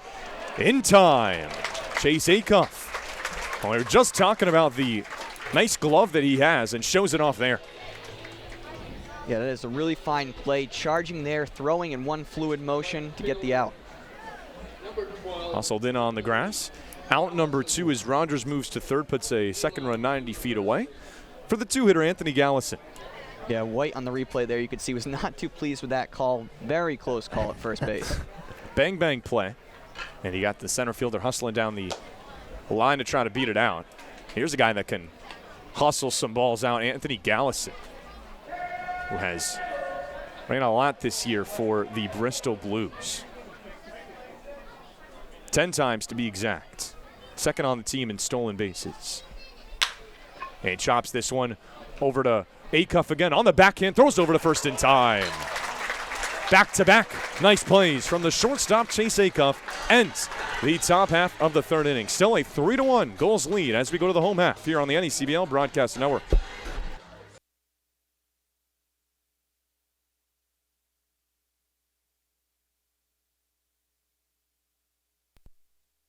The NECBL's Broadcast Network brings all of the action right to your home every night.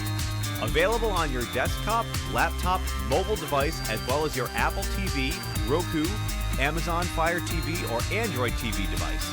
Enjoy single-day passes for just $8, purchase a weekly subscription for $20, a monthly pass for $40, or an all-season pass for $80.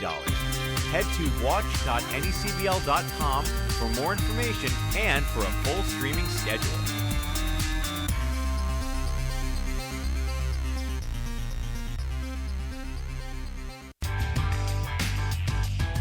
Franklin Sports is proud to be the official batting glove of the New England League. This summer, the NECBL and its 14 organizations join over 200 major leaguers by wearing custom Franklin batting gloves as members of the Franklin family. To design your own custom pair of batting gloves, visit franklinsports.com and join the fam. Franklin is the official batting glove of the New England League.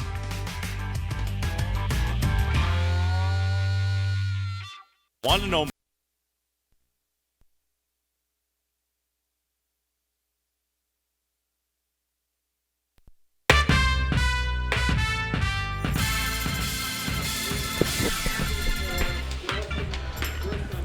Mac for the bottom of the 3rd, 3-1 Gulls on top against the Bristol Blues. And the last matchup between these two this season, Newport has won 5 of the 6. And it is 6, 7, and 8 for Newport. Brigman rips the first pitch, just foul down that third base line. That was just shy of the corner of that third base bag. What a gift that would have been for the Newport Gulls.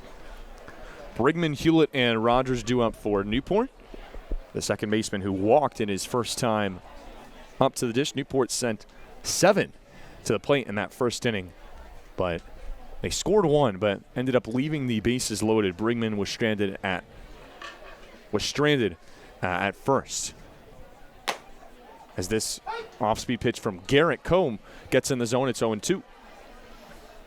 Yeah, what a useful player Brigman has been for the Newport Gulls. Key cog in there at second base when healthy. He's played a lot this summer. It's this right back to the fence. And would have been right back to us if there was no fence there. Hey, give me a little credit, Zach. As we've gone along this season, I haven't flinched as much when balls come back here. Yeah, they've gotten better and better. Didn't look like any flinch there. And just missed a heartbeat. 0-2.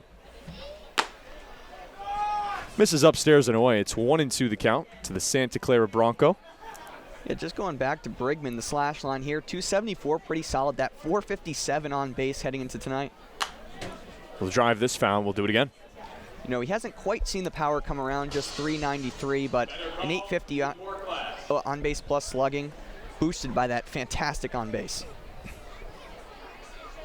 On base, that one up in the first with that walk. So this pitch misses upstairs. It's 2-2 now to Brigman, playing in his 29th game of the season here tonight. And he used to playing a lot. Played 115 games in his 2+ years with Santa Clara. This pitch misses down low. We've gone full.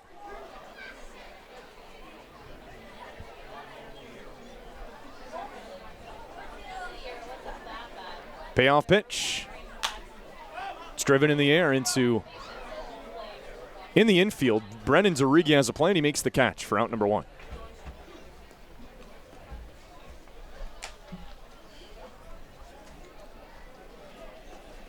So Brigman retired for the first time tonight. Brings up the first baseman, Bryce Hewlett,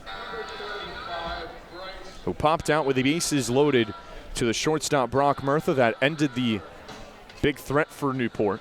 But the Gulls cashed in an inning later with 2 runs, highlighted by the Sam Cochrane blast.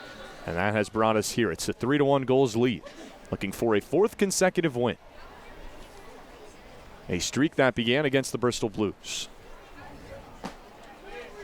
This pitch misses down low. It's 1-0 the count to the Pittsburgh first baseman.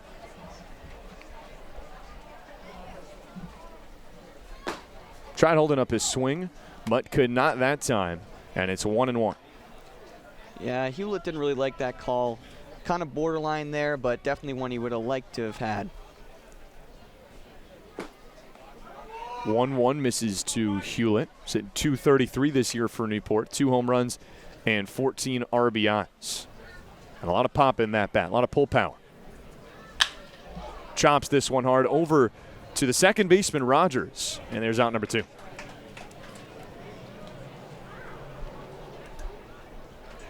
.43 put out for the second out. 2 up and 2 down here in the home half of the third for Jordan Rogers.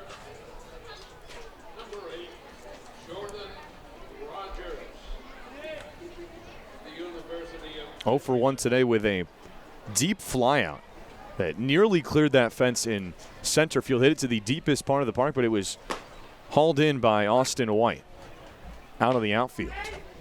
Newport started that second inning with 2 flyouts to center field, but then put a lengthy 2-out rally together. As this pitch misses, Sam Cochrane with the home run. Chase Acuff reached on an error. Matt Wood single and a Cal Perillo walk. And Newport scored that first run on the homer, second run on a wild pitch as Acuff came around to score. It's 1-2 now after the foul ball off the bat of the Michigan man, Jordan Rogers.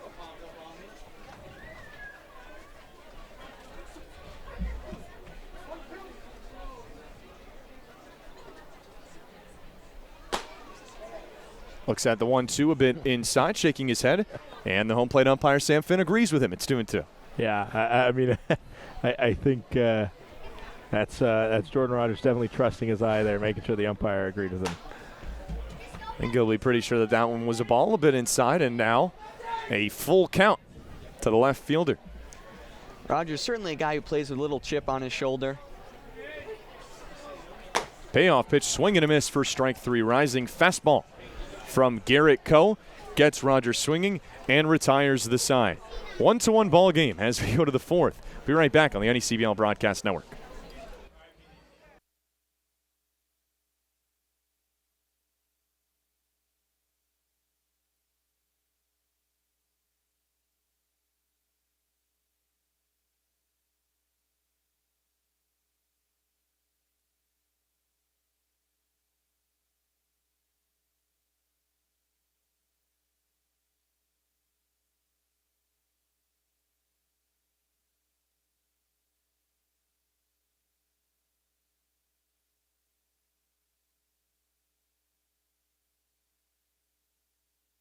Newport Gulls, raising the bar in summer collegiate baseball, right here on the NECBL Broadcast Network. This is Newport Gulls Baseball, on your home for the Gulls, the NECBL Broadcast Network.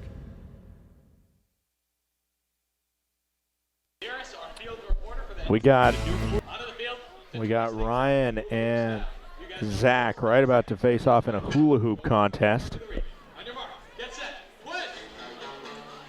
Oh no, it's not going well for either of them right now. Ryan is just in shambles. Zach is able to get a couple rotations in there before going down, but it's just gravity.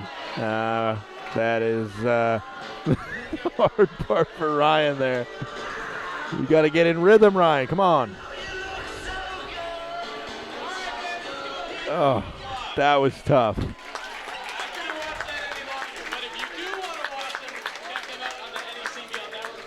Yeah, those guys should stick to broadcasting. That was tough. I don't think we're not even naming a winner there. That's the situation with that one. Oof. Mark Coley starts off the top of the fourth. Coming up against Grayson Moore, 41 pitches for the right-hander from Vanderbilt. Coley 0 for 1 today. And the pitch into Coley is in the zone. Count is 0-1 now for the Rhode Island Ram.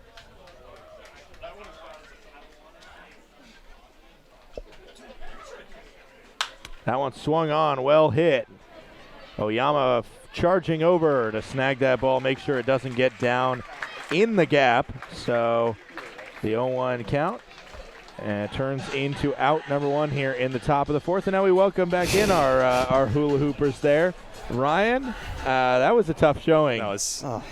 I told Zach, second grade when we were first learning the hula hoop, I was the only one in the class. I failed the lesson, so. I was a little more confident, but I will say Ryan probably should have the same mindset as he did, because that was a brutal showing for the both of us there. Yeah, no, I think I might have actually performed a little bit better than my expectations. Zach was kind of acting like he might be the favorite here, but summer camp, second grade, third grade, you give it a shot. You know, you look at the track record. Zach should have been the heavy favorite. All right, so just being on the same field as him, we'll give you a trophy. That one's fouled. Count is 2-1 right now for Brennan DeRigi, who's 0 for 1 today after he lined into what turned out to be the double play as Anthony Gallison was trying to steal third, and an unfortunate hit and run there for the Blues. 2-1 coming in. Swung on and missed. Count is now 2-2 for Brennan DeRigi versus Grayson Moore. And thanks to the beauty of the NECBL Broadcast Network, we'll never live that one down. Lives forever in the interwebs as that one hit over to first base. Hewlett fields cleanly. He'll take it himself to first for out number 2. The last thing I'll say on this, I think in terms of my confidence, what I didn't play in, what I didn't factor in, you're wearing a blazer, a tie, some khakis. I would be lying if I said that didn't. The performance just wasn't there at the level that I was hoping for. What's your optimal hula hooping outfit? It's like you're going for a run. You need that athletic gear, Yeah, I feel you. Oh yeah. Ryan knows something about going for runs. Zach's telling us lessons about running. Heck yeah. Looking at the esteemed cross-country runner Zach Letson over here, right? 0-1 is the count right now to Tyler Keith, the DH day. He'll see that one in the zone. Count now 0-2 for Keith. I don't think my Bombers teammates up at Ithaca would be too proud of my performance there. They might not let me show back up for camp this fall. 0-2 coming in. Swung on, foul ball. I said during the broadcast of your guys' hula hoop competition that you guys might want to stick to broadcasting. I don't know how much of a professional opportunity there is for hula hooping out there. I'd like to think I'm maybe a little bit better at this than I was out there on the field. 0-2. It'll miss outside. Count is 1-2 now to Keith. Grayson Moore just over 50 pitches now. I got him at 52. trying to strike out Tyler Keith for the second time today. Swung on, just got a piece of it, and I think it skipped off the helmet of Wood and into the fence behind home plate here.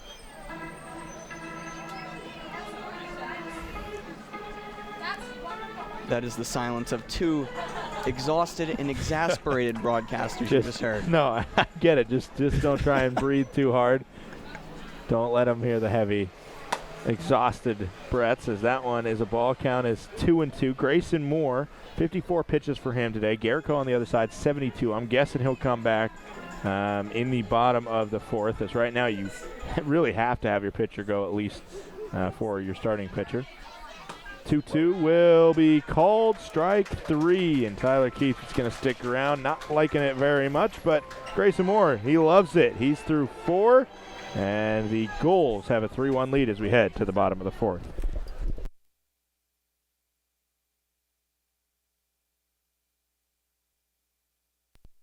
Fans, the NECBL's broadcast network brings all of the action right to your home every night. Available on your desktop, laptop, mobile device, as well as your Apple TV, Roku, Amazon Fire TV, or Android TV device. Enjoy single-day passes for just $8, purchase a weekly subscription for $20, a monthly pass for $40, or an all-season pass for $80. Head to watch.necbl.com for more information and for a full streaming schedule.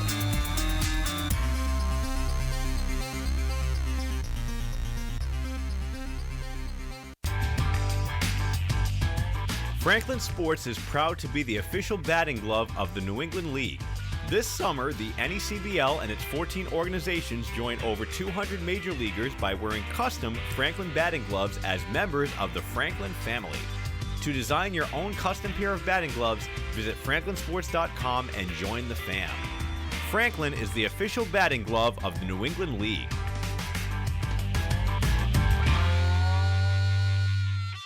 Want to know more about Newport Gulls broadcast? Have a question, comment, or suggestion? Email broadcast@newportgulls.com. Our all-volunteer crew strives to produce the highest quality broadcast possible, and we want to know how we're doing. Be a part of Newport Gulls broadcast and let us know what you think by sending an email to broadcast@newportgulls.com. The Newport Gulls broadcast network features 7 high-definition cameras, graphics, instant replay, and extended pregame and postgame coverage. Watch the Gulls all season long every Friday night on Your View New England. Be sure to follow the Gulls all season long on our social media accounts at Newport Gulls on Twitter and Instagram, and Facebook.com/Newport Gulls, and subscribe on YouTube.com/Newport Gulls for the latest video highlights and exclusive interviews.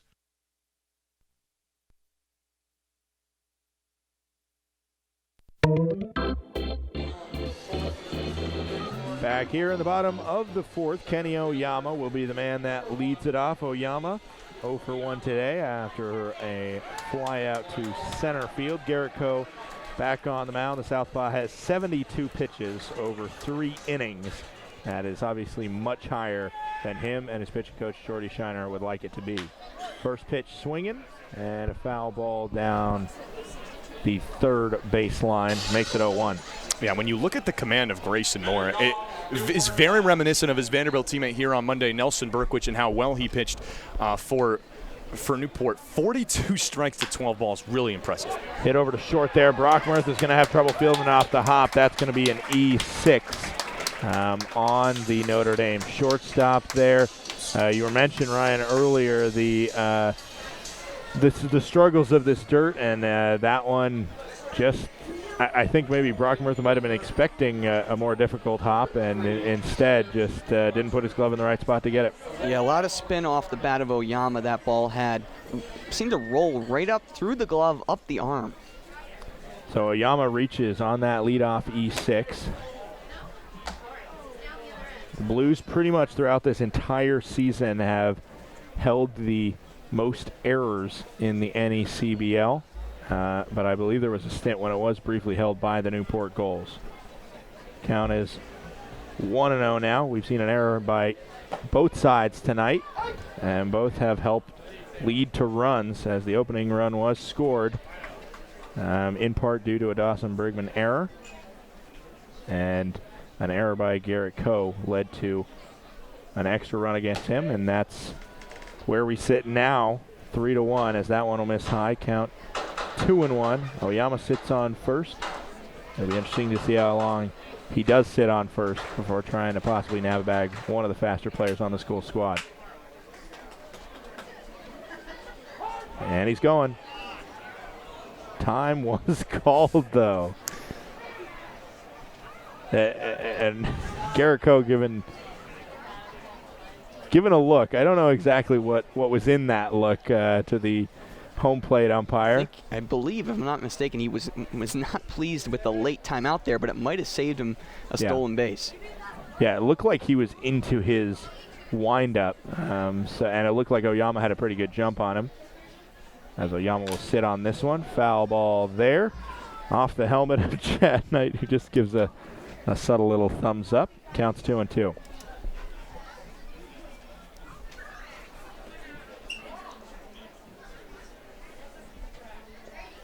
Cochrane is 2 for 2 today. A single his first time up to get the offense started for the Newport Gulls. And then that big home run over the right field wall that gave the Gulls the lead in the second. 2-2 coming. Oyama's going. That one will miss. The throw not in time. Not going to catch Oyama. Count is now 3-2 to Cochrane, and Oyama sits on second with no outs. That is Oyama's 17th stolen base in 20 attempts this season. He can fly, especially what's impressive is it doesn't really matter who's on the mound. Even when you see a lefty out there like Coe, fearless from Oyama in terms of that base-stealing aggressiveness. And that one will miss, so Sam Cochrane will walk. And Oyama would have got to second one way or the other because he would have been pushed there, but instead he'll add to the stolen base category on the prior pitch. But now 2 on, no outs, over 80 pitches for Garrett Coe. It'll be interesting to see how the Blues coaching staff manages him right now.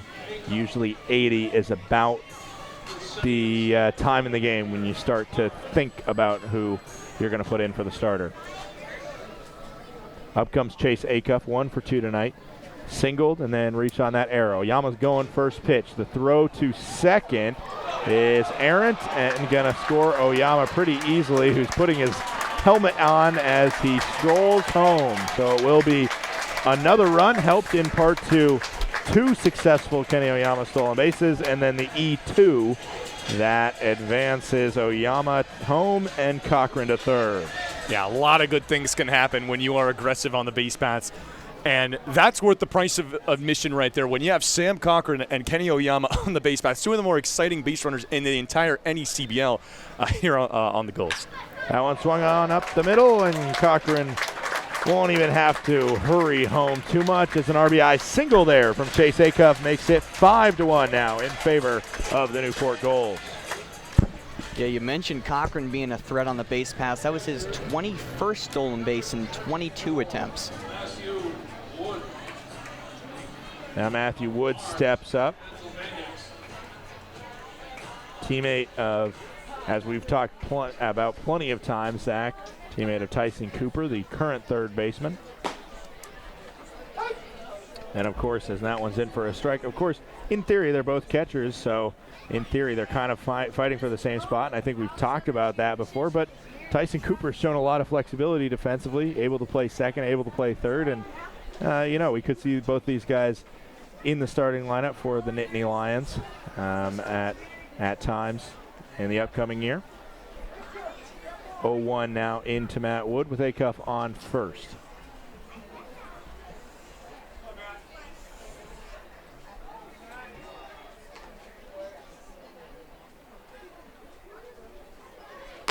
Coe fires that one up high, counts 1-1 now. Garrett Coe, if he does not get through this inning, it would be his shortest start of the year, as he's gone at least 4 innings in all of his starts thus far. Throw over to first. Check on Acuff. 1-1, still no outs here, and 2 across pretty quickly after an error to get Kenny Oyama aboard, as that one's hit out to right field. Coley will back up, make the grab. I think that one sounded a lot better off the bat than it ended up turning out, at least what the crowd thought. Yeah, a little topspin line drive kind of just sunk right down there to Coley. After Oyama reached on that error by Brock Murtha, it was a walk by Cochrane and then a stolen base E2 that got Oyama home. And soon after, Acuff, who sits on first right now, got that RBI single to get Cochrane home. That makes it 5-1 where we sit now. Swinging on the first pitch over there. Bouncing back into the field of play, but it got the aid of the fence there to do that. Counts 0-1. 86 pitches for Garrett Coe, so you got to think no way he's coming back next inning if he's able to get out of this one, but right now he's just going to take care of the task at hand. That's getting rid of Perillo, who he hasn't been able to get rid of today, walking him twice, and with 1 out, double play is an option with Acuff sitting on first. 1-1, 1 out.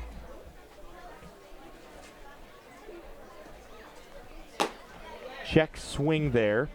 Set it missed. No appeal over to third, or over to first. Counts 2-1.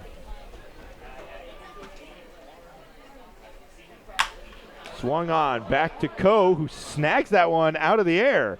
So it will be a double play, but not of the ground ball variety.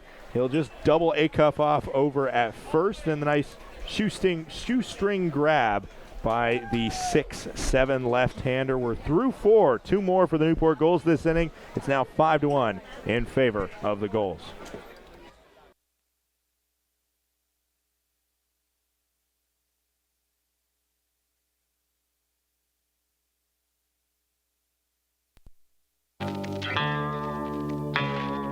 The chase for the Fay Vincent Senior Cup begins on Tuesday, August 3rd, when the 2021 New England League playoffs begin. And this year, the postseason field is bigger than ever. All 14 teams will qualify for the 2021 NECBL playoffs, starting with a single elimination wildcard round and a first-round bye for the first-place team. The winning teams will meet in best-of-3 series for the divisional semifinals and finals. And then, the last 2 teams standing will match up in the best-of-3 NECBL Championship Series to compete for the league title and the right to hoist the Fay Vincent Senior Cup. We'll see you in August for the start of the 2021 postseason.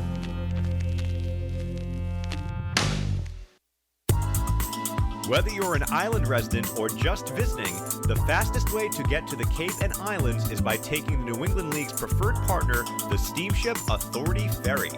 Visit steamshipauthority.com for more information.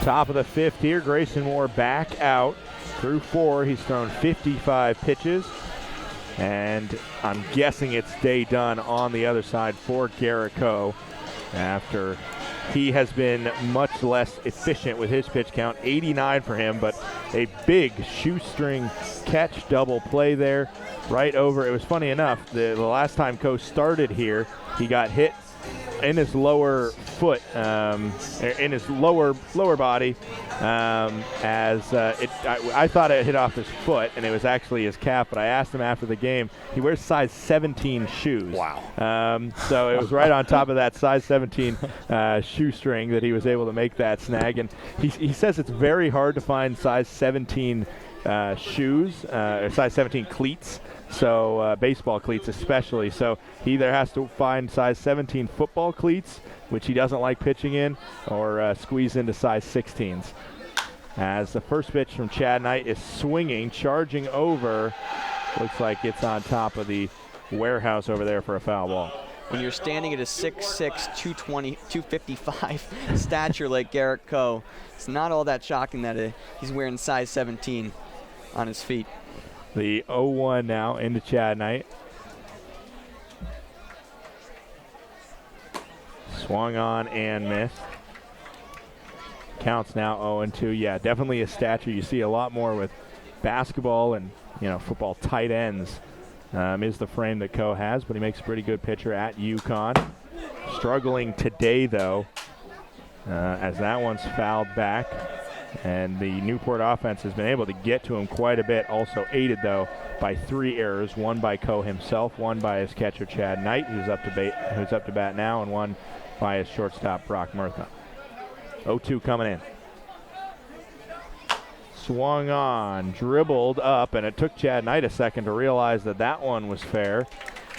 And anyway, no chance for him as Grayson Moore fields it cleanly, throws the first for out number 1. Not all that shocking to see the two-way threat Grayson Moore making athletic play on the mound. Started a bunch of games in left field for Newport this season. Playing the infield well, though, is Moore. 14 games as a batter, as that one will miss up and away. Count is 1-0 now. 60 pitches for Grayson Moore. And keying into the strike zone pretty well. 78% strikes, as that one's going to be fouled down the first base line, just sneaking wide of first base. On the other side, Garrett Coe, 54% strike percentage compared to the 78% strike of Grayson Moore. And for every young pitcher at home, it's usually pretty obvious that the pitcher that has a better outing is going to have a better strike percentage. As the count is 1-1 now to Tyson Cooper. Misses, and it goes 2-1.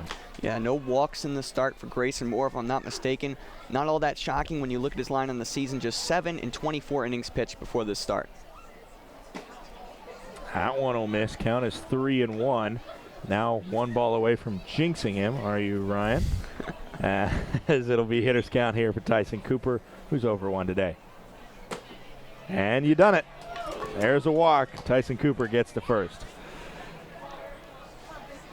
Yeah, it really is the first time, and I guess, it's something that you would come to expect now that we're in the 5th inning here. But just like Berkwich on Monday, someone that really – the best thing about him on the mound was how well he was in control and how well his command was.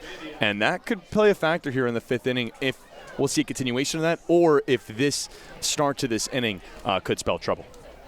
1 out here in the top of the 5th. Drew Rogers up. He'll see the first one miss. Count is now 1-0 to him.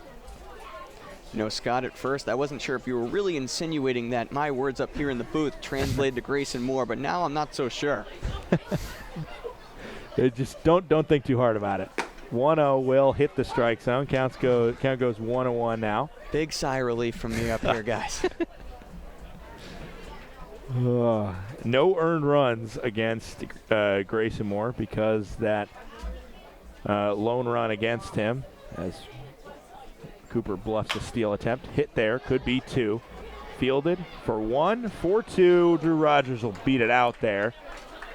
He is a man that has made a couple pinch running appearances for the University of Pennsylvania in the past COVID-stunted year for the Quakers, and shows the speed right there, beating that one out, but there is 2 gone here in the top of the 5th. Gone, like you had touched on with that run. Being an unearned run keeps this streak alive for Newport, an active streak of starting pitchers that have not given up an earned run, now up to 21 2/3 innings straight. That one will miss high to Brock Murtha, who had the error defensively to start out the last inning and allow Kenny Oyama to reach on base, who would later come around and score. Right now trying to make amends with a good at-bat here. 0-for-1 is the Notre Dame man. Swung on and missed. Count goes to 1-1. Yeah, I mean, I think a key in this league is good outings from your starting pitcher, not allowing, more than 2 runs or so, and getting 5, 6, 7 innings even if you can. As that one will hit the strike zone. Count goes 1-2. When the Blues had their win streak of 6 straight, it was every single outing from the starter got them at least 5. We saw a couple 7-inning outings, including the one that Shane Bogley had against the Newport Gulls, and That was a huge key. As the count is 2-2 now, especially where we're at the point in the season where bullpens are thinning out, and there's not a ton of great arms that are always locked in to come in. 2-2. Runner going. Swung on, foul back, so Rogers is going to have to make the walk back to first. And you know, Grayson Moore, Scott, you said it, has really provided the Gulls with consistency they've needed from the rotation. 5 innings pitched exactly in all 3 of his last starts. Just 4 earned runs over that span, so that's a 2.4 ERA for Grayson Moore over his last 3 starts. 2-2. 2 outs coming. Rogers stands on first. We'll see if he goes again. He does. Swung on and missed. No throw necessary from Wood, the catcher, and Grayson Moore still cooking 73 pitches as we head to the bottom of the 5th.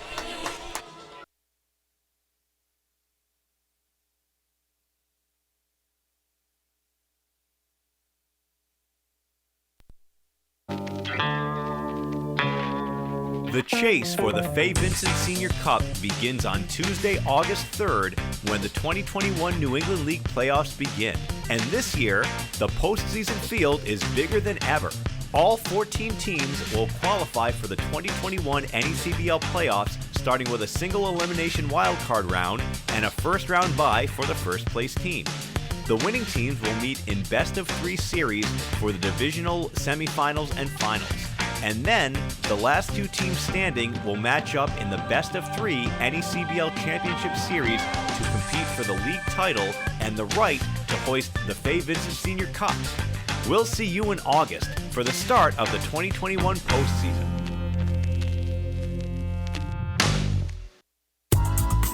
Whether you're an island resident or just visiting, the fastest way to get to the Cape and Islands is by taking the New England League's preferred partner, the Steamship Authority Ferry.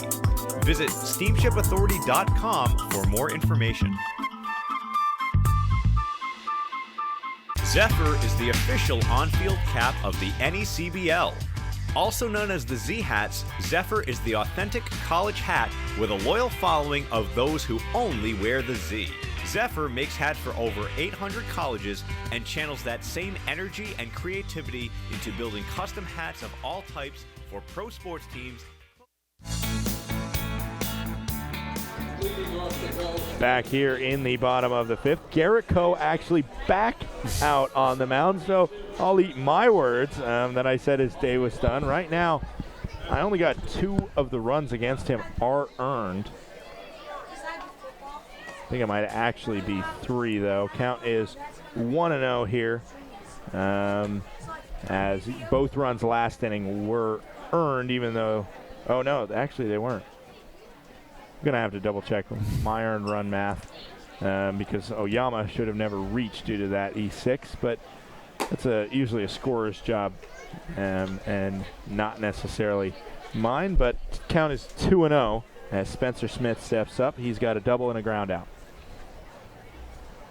That one swung on well and skipping off the glove of Drew Rogers. He was full extension, though, so that's got to go down as a base hit for Spencer Smith. Yeah, Rogers almost with a fantastic play there, diving to his right, laying full out. Just got a piece of that line drive. So now up comes Dawson Bergman. Garrett Coe at 92 right now. I don't know if I've seen a starter throw 100 pitches.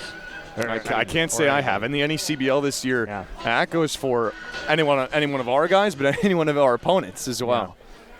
But Garrett Coe still chugging out there. That one is going to be fouled out of play. Count goes 0-1 versus Dawson Bergman, who is 0 for 1 today with a walk. Well, guys, a lot of these guys, obviously all of these guys are college players. I can't imagine a lot of their college coaches would be too pleased to see them getting run out there for 100 pitches or more. The 0-1 coming in now. That one will hit the zone there, up and in. And I think to your point, something that Scott and I were talking about between innings here, you'd have to think that a lot of this was maybe the pleading of Garrett Coe saying, maybe, and it could potentially be, close to the end of the line here for him with the Blues. That one blooped into right field, and not able to snag it is Mark Coley. And Spencer Smith now going for third. The throw from Coley is good, but not enough to beat Spencer Smith, who was stuck in a pickle there for a second as Coley almost snagged that one. We'll take a look at it again.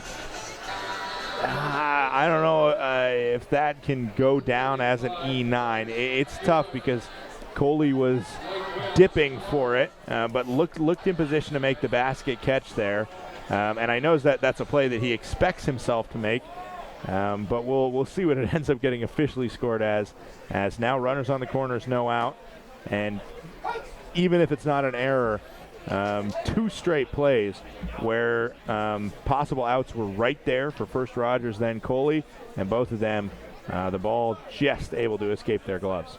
Runner going, and the hit is out to right field, going to get down. Base hit, RBI single here from Hewlett and the runner, Pregame, advances to second. All the breaks and all of the hitting that it seemed like Newport couldn't put together during that 10-game skid, I feel like all of it is coming together right now in a positive way for Newport. It seems like everyone in this lineup is really putting a bat on the ball, and some of those breaks that were really brutal breaks against Newport, things just seem to be clicking here tonight, Scott, from an offensive standpoint and certainly from a pitching standpoint as well. Yeah, and that will be credited as a Dawson Pregame single. As the first pitch here to Jordan Rogers misses, count goes 1-0. You know, Scott, the last time I called a ball game with you here, I remember before the game, you said the key to the game for the Blues is do not shoot yourself in the foot, and that's all they've been doing today, just a comedy of errors on defense. Coming in from toe here, that one is going to be down for a base hit. The throw coming home is not going to be cut off, and probably wouldn't have got Dawson Pregame, but they'll take the bases loaded with no outs instead, and that's what it will be as we bring up the number 9 hitter, Kenny Oyama. Well, hitting is contagious, and I think that is exactly what you're seeing from this Newport Gulls lineup. One guy gets a single. Well, how about I just pass the baton over to the next guy? That's 4 straight now for Newport. Smith, Pregame, Hewlett, and Rogers. The bottom portion of this lineup getting it done. A really pleasant sight to see for this Newport offense as the playoff time nears and some of the biggest games ahead. Yeah, getting hot at the right time, it seems, are the Newport Gulls. The Bristol Blues on the other side. Offensively, have not been getting their performances, and right now, Garrico emptying the tank and not able to find enough outs versus these Newport Gulls. 1-1 is the count now to Oyama. Yeah, not a new trend for this Gulls offense. Lately, over the last 3 games, 27 hits. That's an average of 9 hits per ball game. 1-1 coming in here, bases loaded. Misses on the inside. Counts now 2-1. Pregame stands on third, Hewlett on second, Rogers on first. No outs as it's 6-1 Newport Gulls here in the bottom of the 5th. That one will miss high. Count is now 3-1. We saw a walk-off walk with the bases loaded last night in the NECBL as Danbury was able to escape a late game. I believe it wrapped around 11:30 p.m. last night in a game that means a lot to those 2 teams battling, but also to the Newport Gulls, who are trying to seal off a big win here in terms of what that could mean for their possible home field advantage. Still in striking distance of a potential first-round bye. 3-2 coming here. Swung on as Oyama does not want to go down looking and just trying to protect the plate there, and he does for the moment. Another payoff pitch coming in. Garrico officially over 100. I got him at 104 pitches on the night.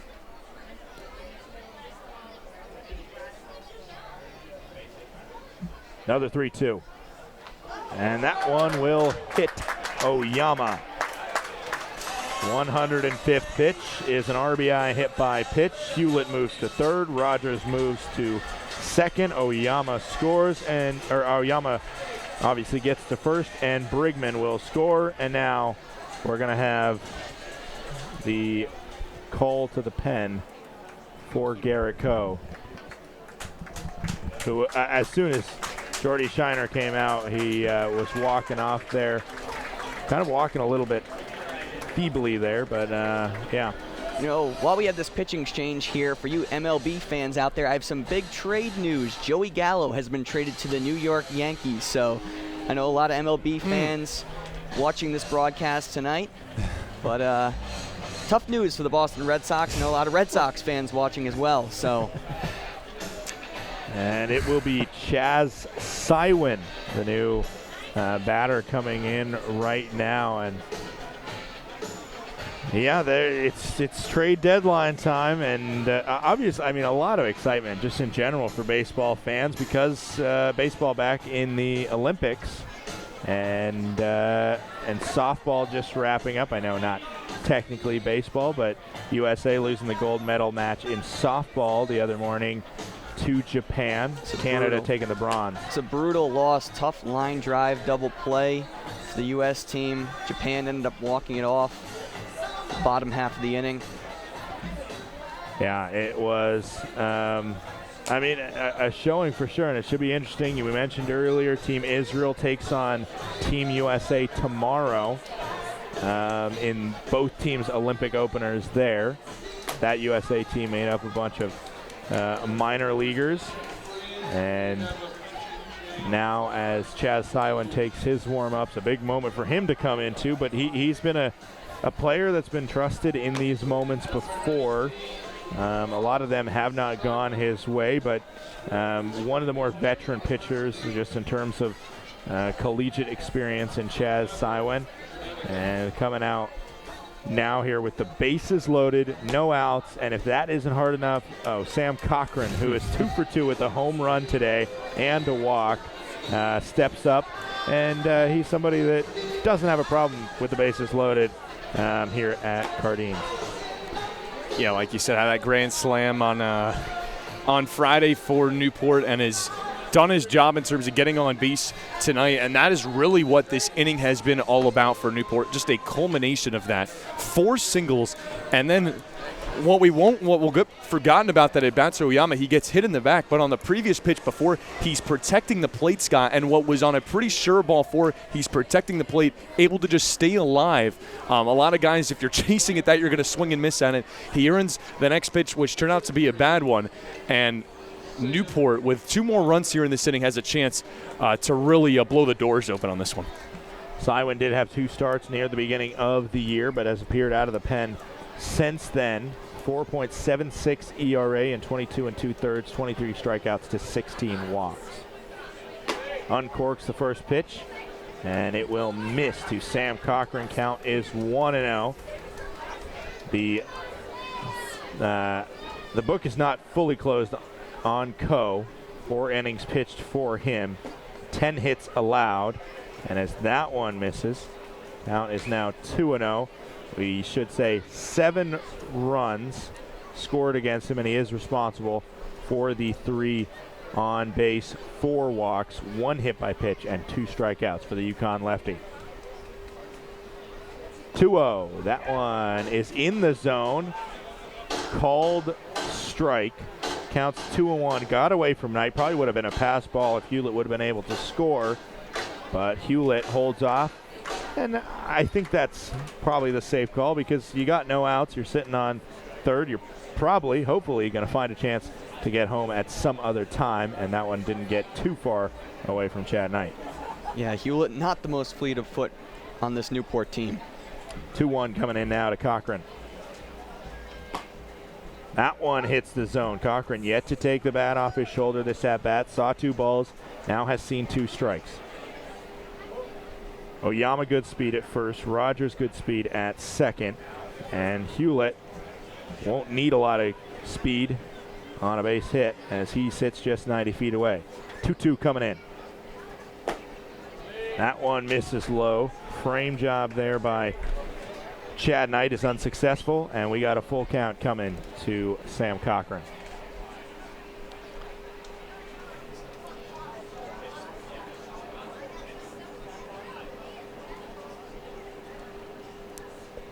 The pitch, and Cochrane swung on the wrong one there as finally takes the bat off his shoulder and can't connect with the high pitch there, and a critical 1 out, not only because He gets Chaz Sywin off to a great start, but also because with the bases loaded, force out at any base, a double play could get the Blues out of this jam with no more damage. Yeah, Cochrane not going to be pleased with himself over that one, obviously. Guy who knows the strike zone pretty well, too. Acuff comes up, 2 singles, and also reached on an error. That one hits the zone.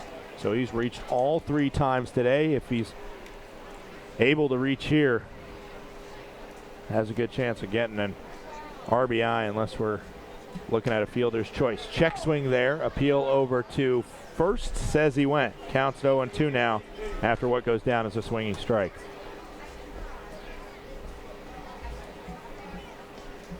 Acuff, another guy with an affinity for getting on base. A 381 mark coming into this ball game tonight. 0-2 coming out of him, though. He's shortstop today for the Newport Gulls. Chaz Sywin fires it, misses, throw over to first.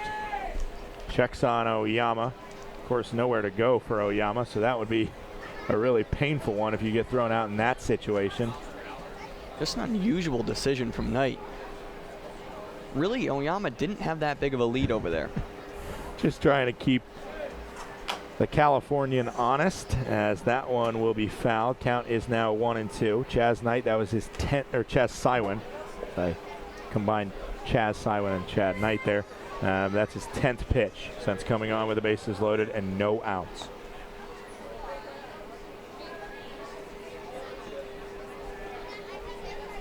One-two coming out to Chase Acuff. That one will miss high. Count goes 2-2. Acuff putting together good at bat here. He's a guy who struck out just 8 times in 35 at bats with Newport. Yeah, and someone who, for Kevin Winterode, I think it was kind of an experimental thing to put him in that 2 spot, but it's really paid off with how much he's been able to get on base from a game-to-game basis. 2-2, swung on. Good contact out to right. Will Hewlett test the arm of Coley? He will, and he will smartly decide to abandon that plan and head back to third. Now the Blues 1 out away from limiting this damage here in the bottom of the 5th. Yeah, all due respect to Bryce Hewlett there. Again, I mentioned before, not the most fleet of foot.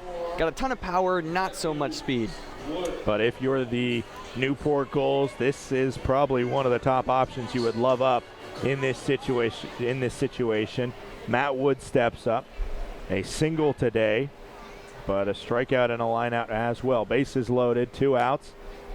Hits the zone, so Sywin gets out ahead. We already saw a bases loaded situation earlier in this game for the Gulls, where they floated one into the glove of Brock Murtha, the shortstop, to end the inning.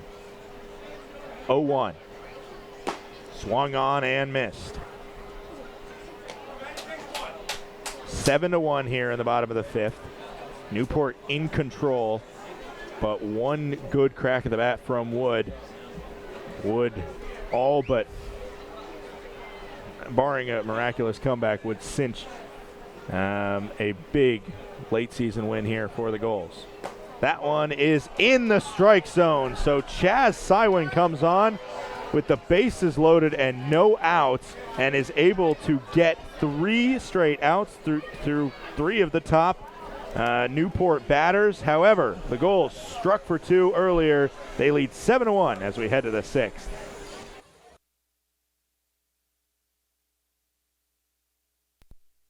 The Newport Gulls Broadcast Network features 7 high-definition cameras, graphics, instant replay, and extended pregame and postgame coverage.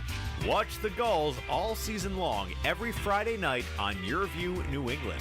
Be sure to follow the Gulls all season long on our social media accounts at Newport Gulls on Twitter and Instagram, and Facebook.com/Newport Gulls, and subscribe on YouTube.com/Newport Gulls for the latest video highlights and exclusive interviews. The New England League is the most competitive brand of amateur wooden bat summer baseball in the country. With 14 teams located in all 6 New England states and over 150 Major League Baseball alumni, the league entertains our region for 2 months every summer. Student athletes from all over the country descend upon the region's most scenic communities to offer summer baseball at its finest. Now celebrating over a quarter of a century of excellence, the New England League continues to transform and communities and give the best student athletes from across the country a chance at their dream. For current team information, rosters, and schedules, visit ncbl.com. The New England League. Keep your eye on the dream. Whether you're an island resident or just visiting, the fastest way to get to the Cape and Islands is by taking the New England League's preferred partner, the Steamship Authority Ferry. Visit steamshipauthority.com for more information.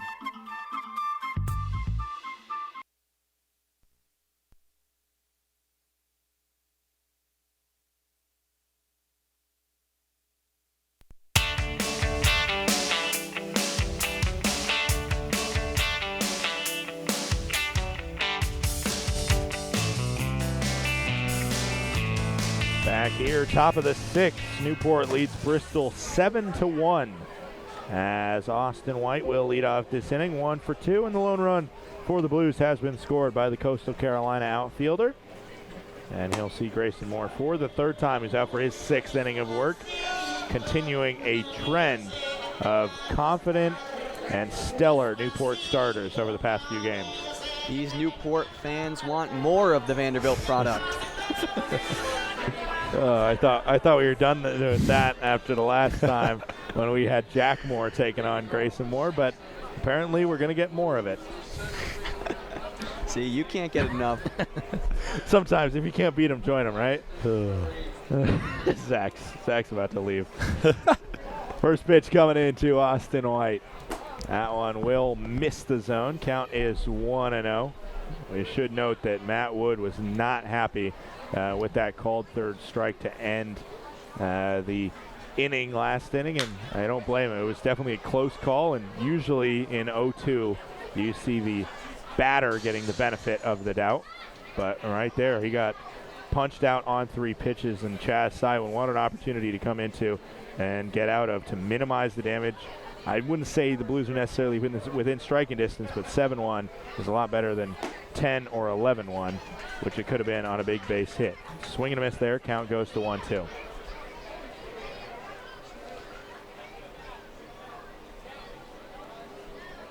Yeah, and might I add, lucky for the Newport Gulls that the home plate umpire decided to walk away from Wood, because I don't think he was done voicing his opinion, but thankfully simmered down. Can't afford to lose him. 1-2 coming in. That one hit well into right field, and 2 hits for Austin White today, who is making his first appearance in Newport since that All-Star game where he scored one of the South Division's 2 runs, and not too shabby return here for him, making possibly his final appearance. But of course, playoffs could put the Blues really anywhere, as they're just waiting to see who gets the number 2 seed. He sits on first. That one, good block by Wood behind the plate. Counts 1-0 on that ball in the dirt. Yeah, I think he likes playing here at Cardinals Field. A couple of balls that he just ripped into right field with that double and the single. When you're looking at this Bristol team offensively, that's one of the lone bright spots here at Cardinals Field today. Austin White will have a 1-0 sitting over there at first, and Grayson Moore, well aware of his speed, throws a pickoff attempt over there. Anthony Gallison sits up. He is 0 for 2 today, but he was partially responsible for Austin White getting home, and Austin White now going to second. No throw from Matt Wood, who up 7-1, doesn't want to compound anything with a throwing error, and just going to give Austin White the speedster second base there. How about this for Austin White? Has not been caught stealing in 2021.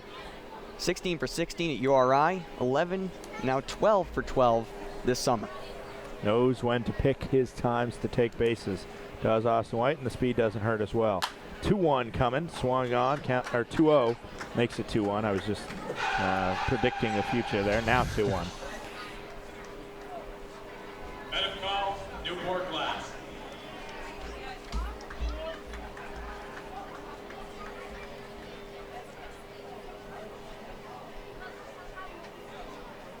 Moore at 80 pitches now after that last foul off by Anthony Gallison. And he swings and misses at that one. Count is now 2-2 for the Elon Phoenix. You know, really a big pitch there for Moore to get back even in the count, especially this deep in a start. Don't want to get behind 3-1, instead evens it up 2-2. Kind of an underlooked moment there.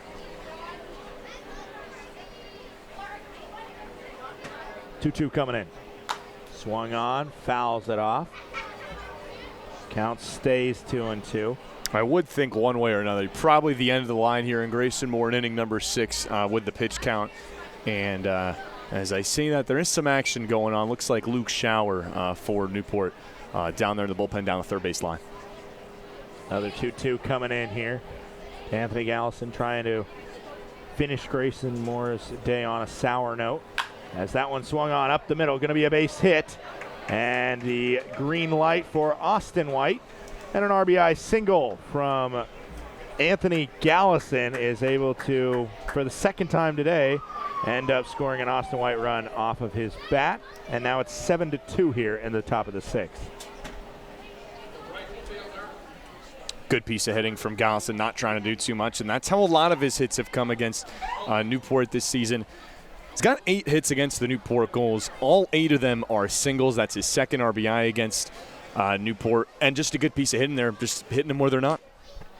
First one in there to Mark Coley, who's 0 for 2 today. Misses the strike zone. Count is 0-1. The Blues are going to get very comfortable playing in Rhode Island here at the end of the season. They have this game, obviously, in Newport, and they'll play 3 straight games in South Kingston, as that one hit over to left field, snagged by Rogers over there. Well struck, but not too much to move and grab that one for Rogers. One gone here in the top of the 6th. Yeah, and if you're Kevin Winterow, you see that ball was struck right on the nose. A couple other hits given up this inning. And just as I say that, here he comes. Oh, you're all over it, Ryan. It's almost like you know this team pretty well. So that might be the day for Grayson Moore, throwing 85 pitches. As Anthony Gallison still sits on first with 1 out. And, I mentioned the Blues will take on the Ocean State Waves in South Kingston 3 straight times, and then have a home finale on Sunday against the Danbury Westerners. And that's a good segue right now to something you guys have mentioned plenty in the pregame show and throughout the early part of this game. It is a packed house at the top of this standing, as Grayson Moore is going to get a good applause from the crowd. And, I mean, obviously there's 5 teams that still are within striking distance of the first round bye. Newport maybe not necessarily eyeing that, but definitely wanting to play that 1-game playoff here at home. I think it starts for Newport where they're trying to get, at the very least, that home playoff game. If Newport wins tonight, they move into a tie for 4th place with the Danbury Westerners, and those top 4 seeds are all granted home games to start. Obviously, the first seed, which right now will be the Martha's Vineyard Sharks, they would get the bye, but Valley Mystic and either Newport or Danbury in that situation would get the home playoff spot in that position. But it is worth noting Danbury does hold the tiebreaker over Newport. Newport holds the tiebreaker over Mystic. Situations that could really play a big factor here with those 3 teams essentially in a 3-way tie for 3rd place. Yeah, and you might wonder, how much does home field advantage really mean here in Newport? Well, if you look at the NECBL stats on average attendance, the Newport Gulls have an average attendance of 2,300. That's over 1,000 more than the next closest ball club. Yeah, and obviously baseball in general is a sport with that home field advantage going in the bottom half of the inning. There's an intrinsic advantage with that, mixed with playing in front of your hometown crowd, not having to travel. I know the Blues, in general, one of the first things you hope for is obviously going to a team that you feel like you can beat.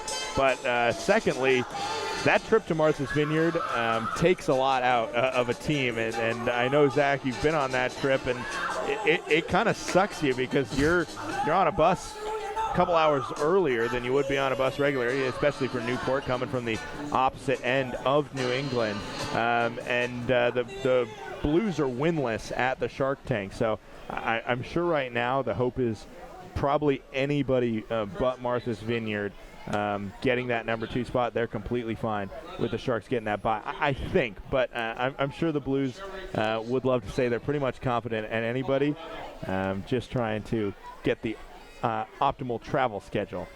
As we do have Luke Shower coming in here, throwing the first pitch. Could be a chance for 2. 1, 6, 3 is in time. So that's a heck of a start there for Luke Shower. Barely get to say his name before he already turns 2 and gets out of the jam. Maybe we'll talk more about him in the 7th. But first, we'll go to the bottom of the 6th, 7-2 after the Anthony Gallison RBI single.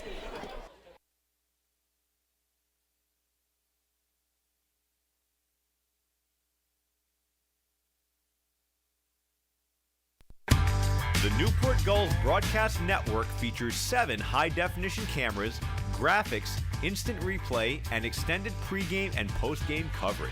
Watch the Gulls all season long every Friday night on Your View New England.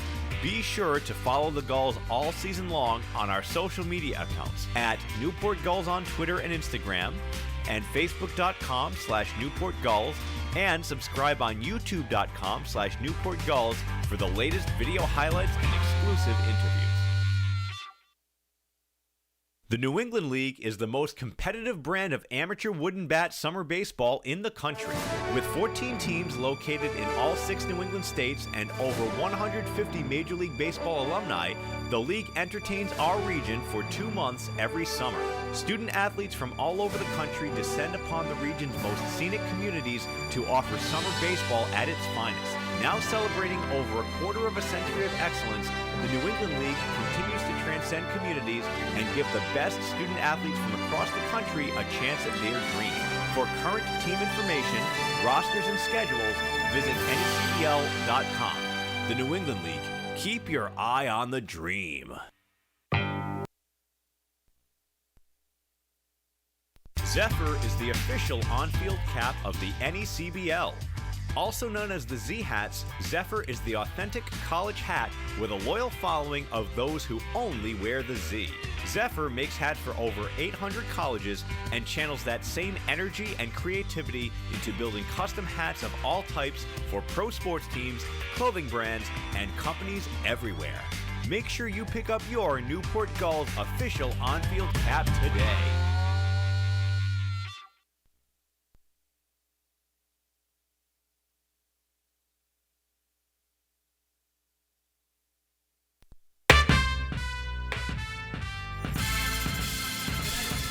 Back here in the bottom of the 6th, Chaz Sywin out for his 2nd inning of work after coming on with a big jam, bases loaded, no outs, and getting out of it. And Newport, they're obviously happy with the 7-2 lead, but probably frustrated that they couldn't add more runs there, as you never know when the bullpen gets opened up how these games can change. That one missing to Cal Perillo, the DH today. Count goes 1-0. 2 walks for Perillo, but also lined into that double play.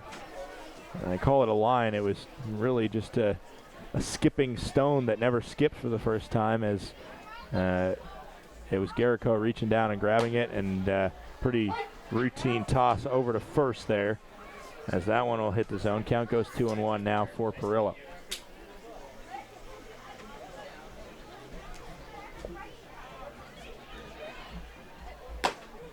Uncorks that one into the zone. Count now 2-2 for the D2 post Eagle, Chaz Sywin. Couple of tough called strikes on Perillo there. Not much you could do with those 2 pitches. 2-2. That one will not be called a strike, and now a full count coming in to Perillo.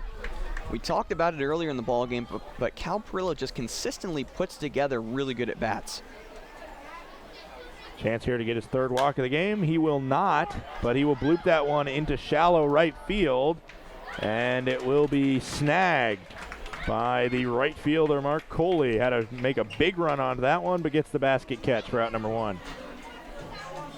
Yeah, covered a lot of real estate there, and we saw him try to make similar to like a shoestring grab just an inning ago and came up short, but that time did a nice job of tracking that baseball down the line and making the play there. Spencer Smith, the Northeastern Husky, will step in now. Great day for him thus far. A double and a single to go along with the ground out. 2 for 3 is the Husky.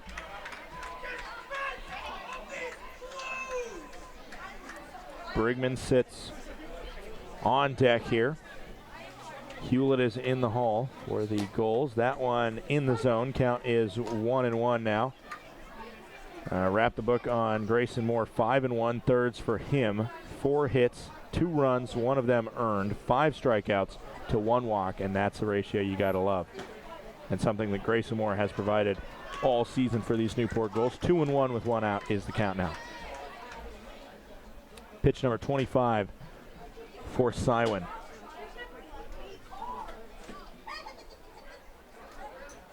Sets and fires. Swung on and missed. Count is 2-2 now. And I mentioned those five strikeouts to 1 walk for Moore. And even better, 75% strike percentage for him. 3 out of every 4 pitches hitting the strike zone. Gotta love that. That one hits the strike zone as well, and it will be a called strike 3 there on Spencer Smith. Dawson Brigman will step in. Yeah, we talked about it earlier in the ball game. Vanderbilt head coach Tim Corbin has to be pleased with the past 2 outings from his Vanderbilt Commodores. Grayson Moore, as you mentioned tonight, just pounding the strike zone, and Nelson Berkwich last night, a beautiful outing. 54 strikes, I believe, was the number for him in about 71 pitches. 1 for 2 is Dawson Brigman. That one's in the zone. Count goes 0-1. A walk as well for Brigman.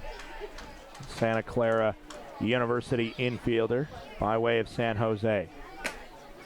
That one will miss. Count goes 1-1. All over the country are where these Newport Gulls are from. Zach and I, we've talked about it before, especially compared to a Bristol Blues squad that has much more kind of regional Connecticut and New England towns listed on their roster. That one in the zone. Count goes 1-2.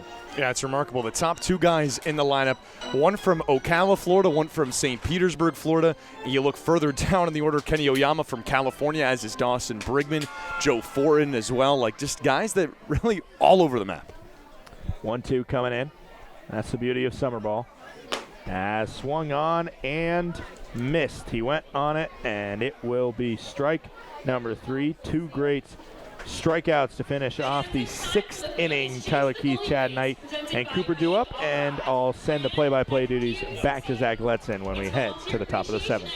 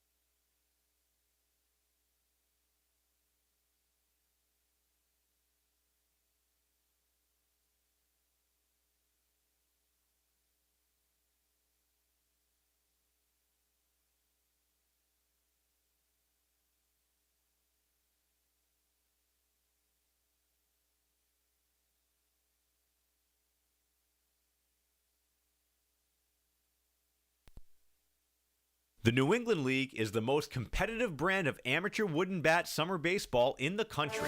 With 14 teams located in all 6 New England states and over 150 Major League Baseball alumni, the league entertains our region for 2 months every summer. Student athletes from all over the country descend upon the region's most scenic communities to offer summer baseball at its finest.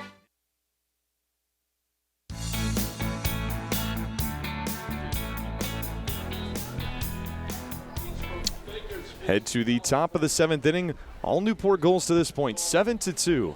And after throwing just one pitch, didn't have a whole lot of time to tell you about Luke Shower. So let's tell you a little bit about him. For the Washington, D.C. native, attends the University of Virginia, and he'll face Tyler Keith to start. Swings at strike number 1 there. 0-2 with a 4.82 ERA coming into today. 1 start, 4 games in total. And 9 1/3 innings coming into tonight. 12 Ks to go, along with 4 walks. And making his debut against the Bristol Blues tonight. He's pitched against 4 different teams in the Southern Division. Bristol, one of the 2 he has not faced: Mystic, Vineyard, Ocean State, and Valley. And gets Keith to swing there, as 1 start came against Ocean State in the fog-out loss for Newport, where the game went 5.5 innings, and Newport could not finish it. The day before the All-Star game, but every other time he has come out of the bullpen, as he is doing so here tonight. As that 1-2 just misses inside to Keith. It's 2-2. You know, you talk about guys coming from all around the country. Shower is from the District of Columbia. A little fact for you there. As this one's hit high out of play. Haven't heard of too many players from the nation's capital in the NECBL, but Newport has very, very good representation from just about every area, every corner of the United States. 2-2 again to Keith. Went to the breaking ball, strike 3. Nastiness from Luke Shower. Yeah, Shower struck out 14 batters across 11 1/3 frames with Virginia this past spring. Coming out of the bullpen in all of those outings. He's got 10 strikeouts in his last 3 appearances, and none of those appearances span more than 3 innings apiece. You're looking at 7 1/3 innings in total, with 10 Ks across that. 12 in total on the season for Shower, who now faces Chad Knight. Looks at strike number 2 there. He's 0 for 2 today with a strikeout looking in the second, also grounded out back to the pitcher in the 5th for Bristol, who's only got 4 hits tonight. Swings and misses at this one in the dirt, and Matt Wood will complete the strikeout. So far, so good for Shower in the 7th pair of strikeouts.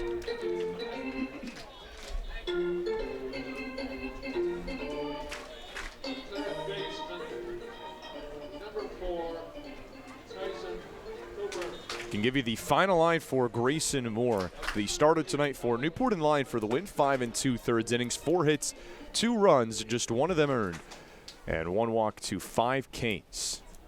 Newport has a staff up to 7 strikeouts on the night, with the 2 coming here in the 7th.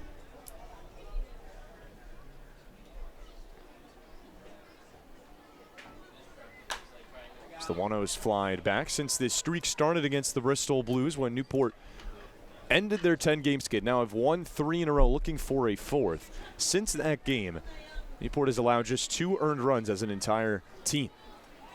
And one of them came last inning thanks to Anthony Gallison's RBI hit. So this misses down low. It's 2-1 now. Tyson Cooper is the batter. He walked his last time up in the 5th. And it was the only free pass of the night so far for Bristol. It's close to earning himself another one after ball number 3. It's 3-1. For Bristol, 2 runs on 4 hits, 3 errors. And Newport, an offensive fireworks show. 7 runs, 10 hits, and just 1 error. As this one shot the other way, but it'll go foul. We've gone full. Shower looking to go 1, 2, 3 through this Bristol order and get the stretch time. 3 balls, 2 strikes, and 2 outs. In there for strike 3.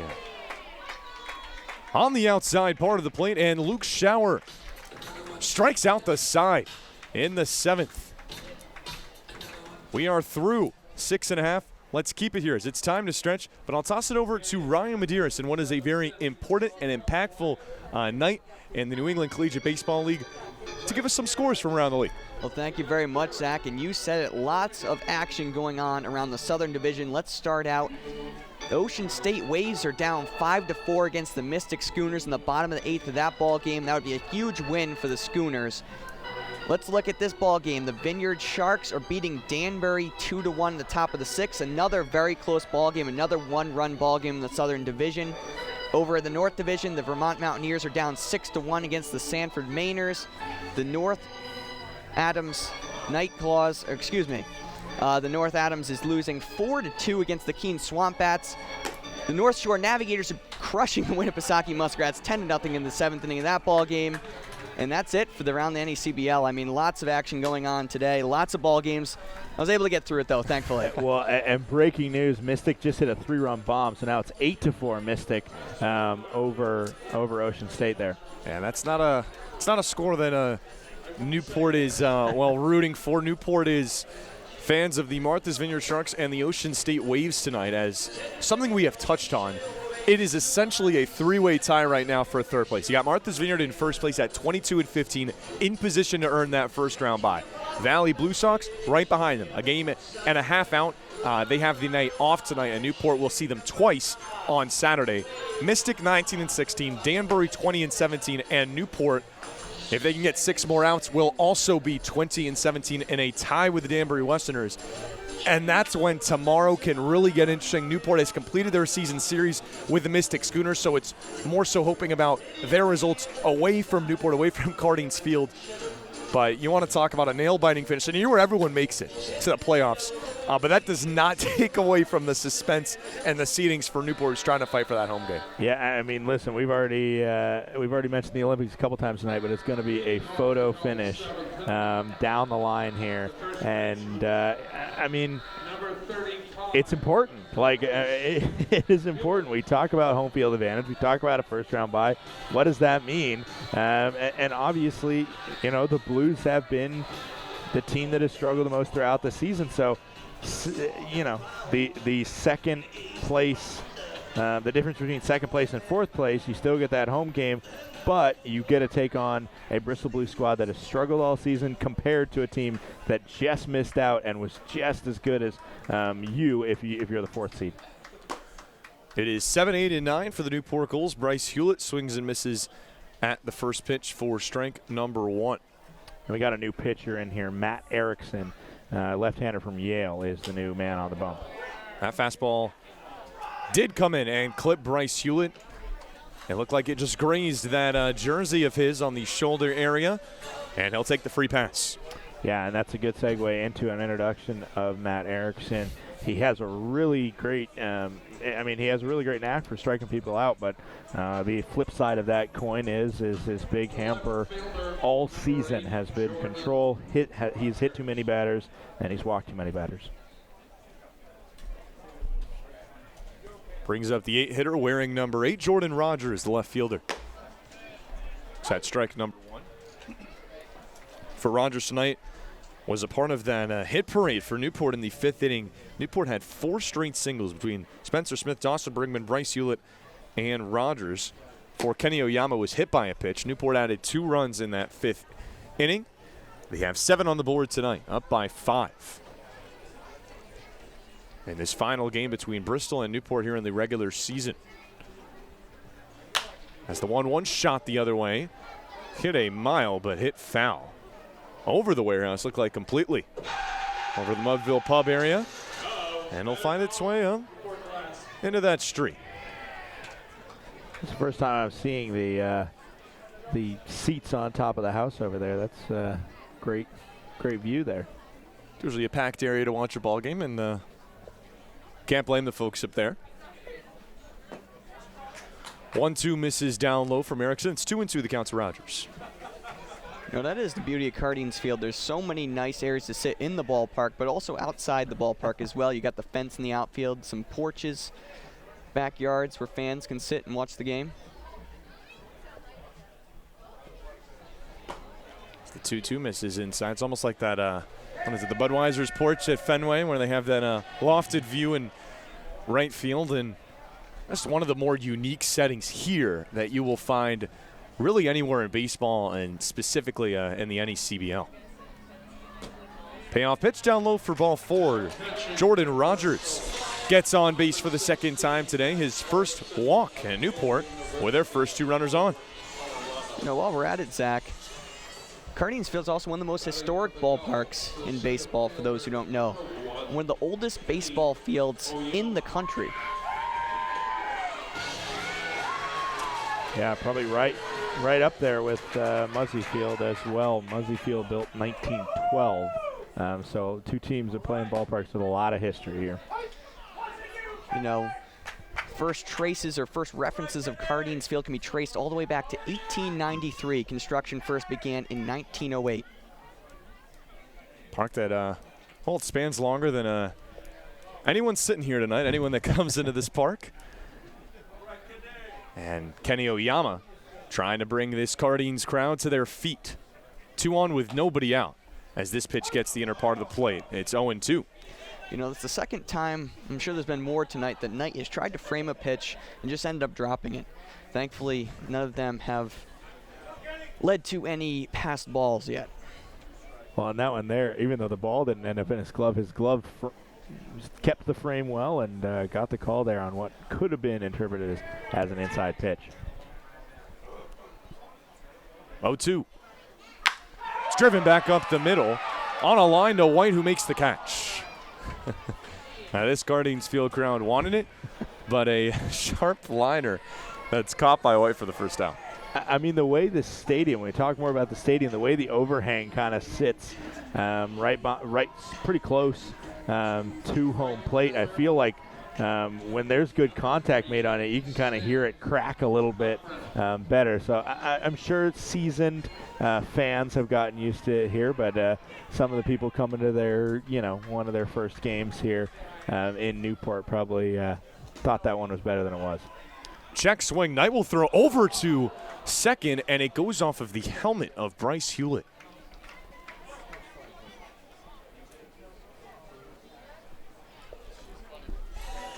And fortunately, it looks like he is all right. Wow.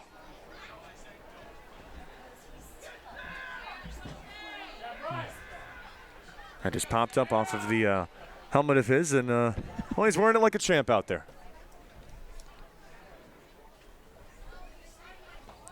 1-0 the count to Cochrane, who has been on base 3 times tonight, including a big swing in the second inning, home run in the second, and a single in the first.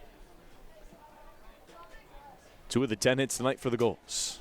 So he tried checking his swing on this one. Actually looked like a foul ball. Did it hit his bat? Yeah, it sounded like it hit something.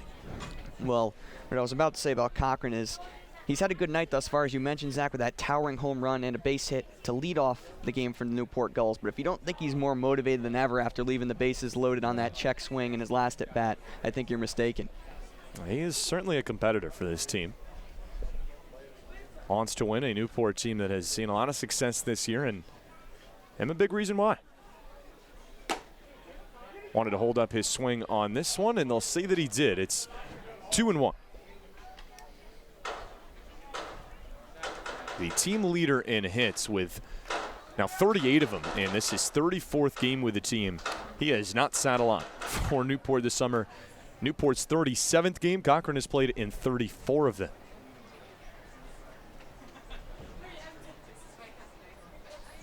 As this skips in the dirt, Knight will not be able to hold on to this one. Wild pitch. That allows Rogers to move up to second and Hewlett to third. You know, we've talked about it all year, Zach, but Cochrane, not only one of the top leaders in this clubhouse, but also a great interview, too. I know you and I have spoken with him many times this season. Give a lot of credit to guys who give you insightful answers and really well spoken as well.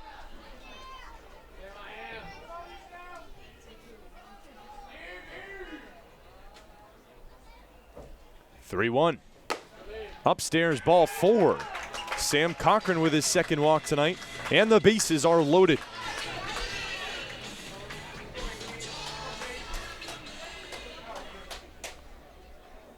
The shortstop, Brings brings up the hot-hitting Chase Acuff, a former teammate of Cochrane's who have reunited.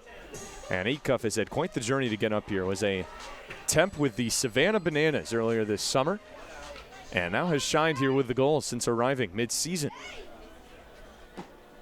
This pitch comes in down low. Received a call from Teddy Regan, the Newport Gulls hitting coach, who is also an assistant coach at Eckerd College. And Regan, Cochrane, and Acuff have reunited up here in Newport and have played a big part in this Gulls offense. As this one's shot over to the third baseman, Cooper now will come home, throws wide. Hewlett's in to score. Be an error against Tyson Cooper, and Newport extends the lead. It's 8-2. And what a gift for the Newport Gulls. I don't think Bryce Hewlett realized that there was a force play at home. Yeah, he hesitated over there at third. If he was running off contact, which he should have been running as soon as he saw that ball hit the ground, he might have had a good chance, but that missed throw from Cooper really a gift to Hewlett. Everybody's safe for Newport and moves up 90 feet to the next station, and it brings up Matt Wood. We talked about it, someone that you'd want up in this situation, and he came up in this exact situation, well, nearly exact. Bases loaded, 2 outs, just 2 innings ago for Newport. Looks at a fastball for strike one. It did not go his way that time. It was a controversial strike number 3 that got him looking and got Bristol out of a bases loaded, no out threat. Here it's bases loaded with 1 out. Newport's already got 1 across here in the 7th. So the 0-1's down low again. And Knight's being tested back there. He's able to block it this time.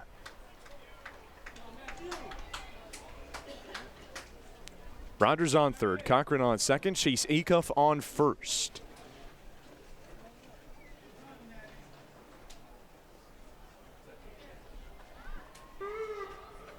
One coming. Big cut and a miss from Wood.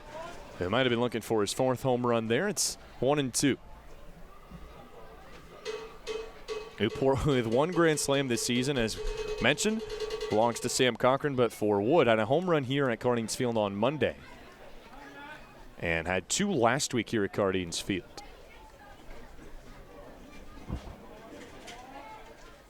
One, 2. It's hit back foul, and he stays alive.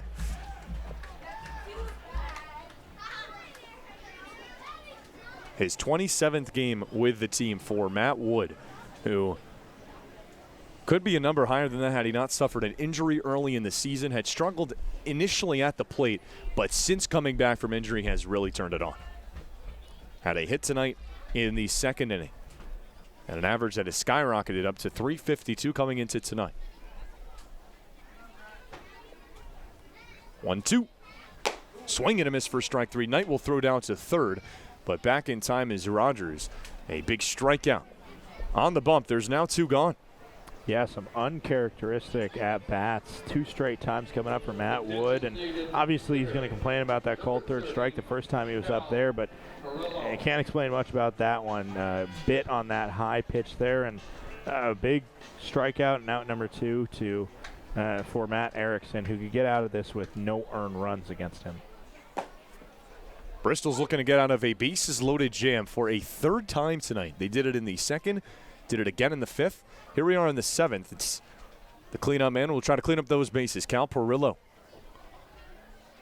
with the bases full, 2 out. 0-1 from Erickson. Outside, it's 1-1 now to the Rhode Island College anchorman.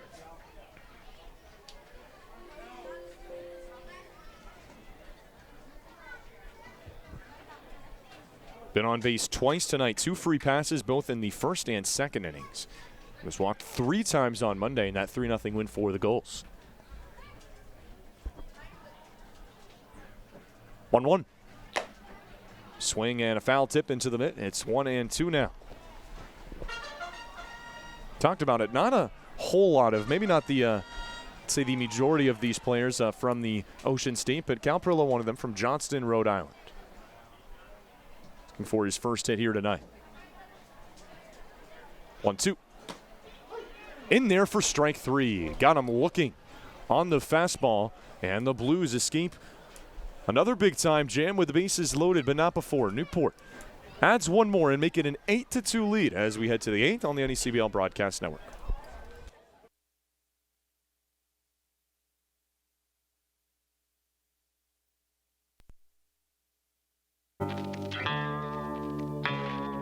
The chase for the Fay Vincent Senior Cup begins on Tuesday, August 3rd, when the 2021 New England League playoffs begin.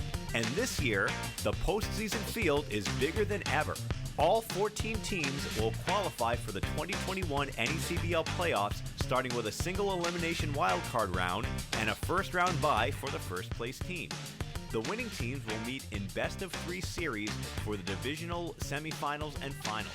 And then, the last 2 teams standing will match up in the best-of-3 NECBL Championship Series to compete for the league title and the right to hoist the Fay Vincent Senior Cup. We'll see you in August for the start of the 2021 postseason.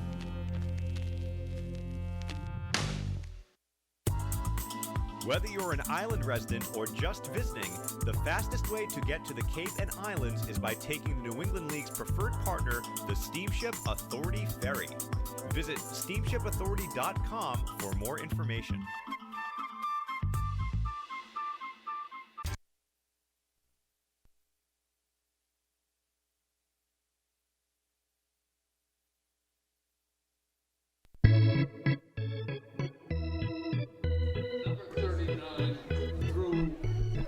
Welcome you back to Cardines Field. 8-2, Newport on top.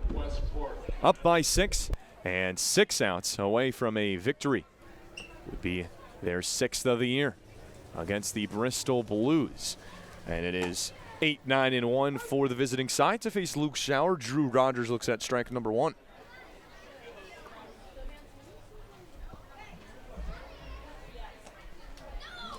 Inning and a third so far for Schauer, who struck out the side in the 7th inning and faced the minimum. Only 3 batters faced and struck out Keith, Knight, and Cooper to retire the side.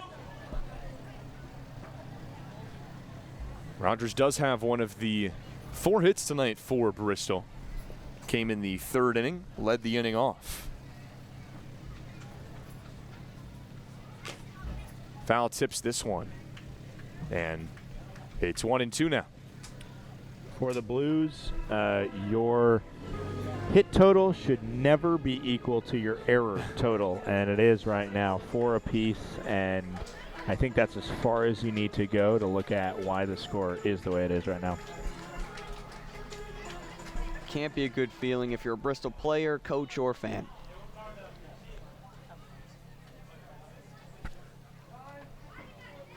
His time is called. It does bring the error total up to 14 for Bristol in this series, and this is the 7th and final game.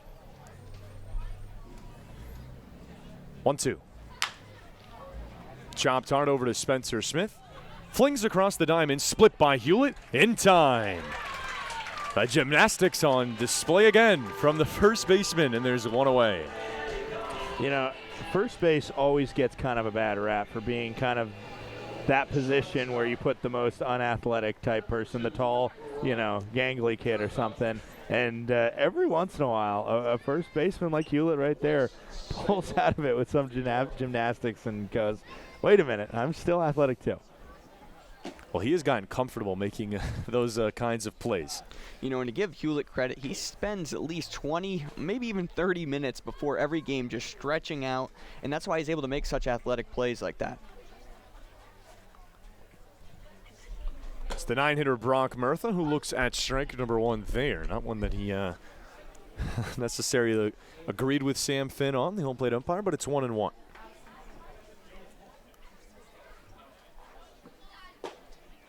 This one comes in inside. It's 2-1 now.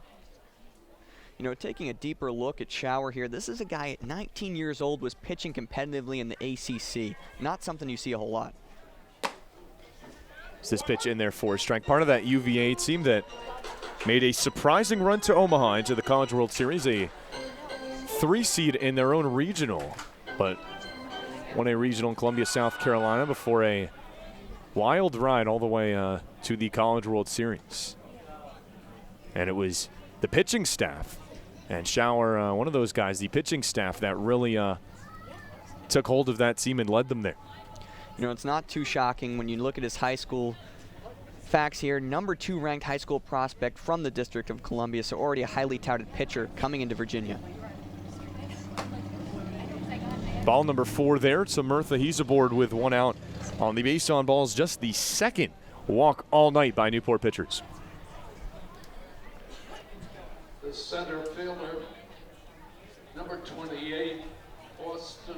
Turns the lineup card over for just the 4th time here in the top of the 8th inning for the All-Star Austin White, who has been an All-Star tonight for Bristol in this lineup with 2 hits, a double in the first and a single in the 6th. And he is the man that has scored both Bristol Blues runs. First pitch is a strike out of the arm of Shower, 0-1.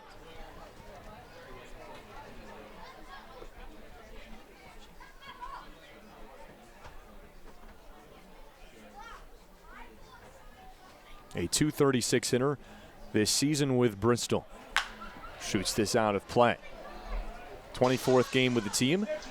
9 RBIs for White with no long balls to this point, but just trying to keep the train moving and hit the next guy up for Bristol, who are down 6 here in the City by the Sea. You know, Murtha leading off of first here. 5 stolen bases this season, has not been caught. Maybe Bristol will try to get something going here. Got a healthy lead over there, and this one squirts away from Wood, and just like that, right on cue, Murtha will trot over to second. Put a runner in scoring position for Bristol, something they have not had too much of today. Credit this Newport pitching staff that has continued the dominance that has coincided with this winning streak. Newport trying to win their 4th straight, and an opponent has not scored more than 2 over that span.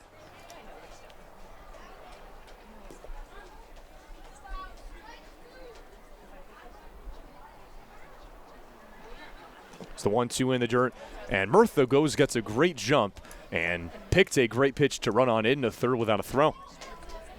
Yeah, that first one, him getting a second, probably go down as a wild pitch, but that one, Murtha was going all the way, and like you said, good job there, and he's all just in the flash of an eye. But he's there at third. Yeah, if you're Bristol, I know you're down by 6 runs, but maybe try to spark something. Pitch nearly came in and hit White, is able to dance out of the way of it. It's 3-2 now. Well, it is an 8-2 game. It could be a lot worse for the Blues. Newport with bases loaded opportunities 3 separate times in this game. Payoff pitch. It's driven in the air, out of play onto America's Cup Avenue. Yeah, White's looking up here at me in the booth. He's not happy he missed that pitch. I think he'll tell you firsthand right there he'd like to have that one back. He's working a good at-bat here. Against Luke Shower, a battle. Looking to reach base for a 3rd time, potentially for his 3rd hit. 2 for 3 day for White so far. Another payoff pitch. Driven high and deep into left center. Oyama racing over, dives, and can't come up with it. Bounces behind him, now fielded by Rogers. Murtha into score, and it'll be another double for Austin White. That is his 2nd on the night. He's having a laugh over there at second base and has shined for Bristol tonight. Yeah, what a hit there. I'm surprised almost that he didn't have a chance to go to third there, as that one was hanging up there for a while and not able to make the grab was Oyama. Usually that has extra bases written all over it. Only 1 extra base, though, for White. Not able to get a triple off that one, but an RBI I'm sure he'll be happy to grab. He has scored 2 of the runs and has the other RBI for the 3rd. And what's now a 5-run ball game for the 2-hitter Anthony Gallison looks at strike 1. White has 3 of the hits. Gallison has 1 of the other 2. Came in the 6th, and it drove in Austin White from second base 2 innings ago. Looks at strike 2 there. It's quickly 0-2. 8 hits against the Gulls this season and is the most of any player on Bristol. He's only won once in 6 tries against the Gulls.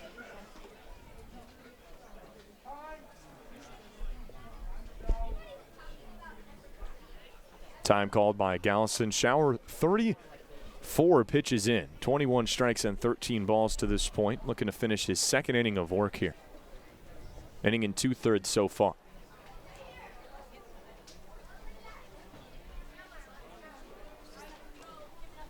Oh, 2.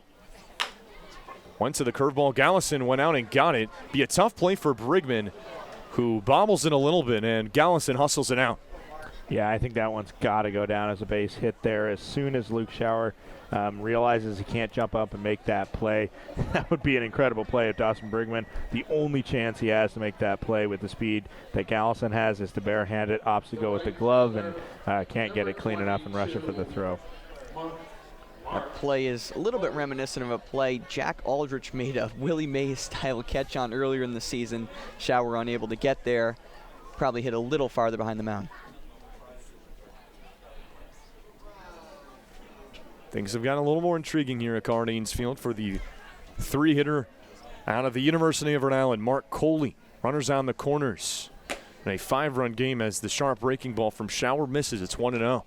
Yeah, and Coley hasn't really had the numbers on the goals this year, but just about everybody else he's made pay multiple times. So right here, looking to come up for the big hit. I also look for Anthony Gallison to possibly swipe second. That curveball misses again, nearly an identical spot for Shower, and in danger of potentially loading the bases here for the cleanup man, Derigi.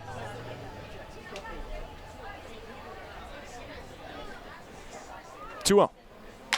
Went to the fastball. Coley rips it the other way, and Acuff makes the catch. Throws over to third and back in time. But wow, Chase Acuff just robbed a hit and robbed a run. Yeah, that ball hit just softly enough where Acuff was able to hustle over there and catch it. Huge run-saving play. Bring out the Newport Gulls pitching coach, Zackerson, as you get a replay here. Ball that was destined for the left field grass, and really could have made things interesting if it's an 8-4 ball game and with 2 guys on. But now Zackerson will come out and chat with Shower as the Newport bullpen does have some life. A little tough to see from this vantage point, but some life out there. And the first mound visit of the meeting, what that means is it doesn't require Newport to go to the pen. It is Luke Shower's inning to finish. 1 run across for Bristol, but only 1 more out required to put this inning to bed. On third is White. On first is Gallison with 2 down for Brennan Derigi. A home run derby participant for the Bristol Blues got the day of events started as the first guy up hit 7 home runs. Looks at ball 1 there.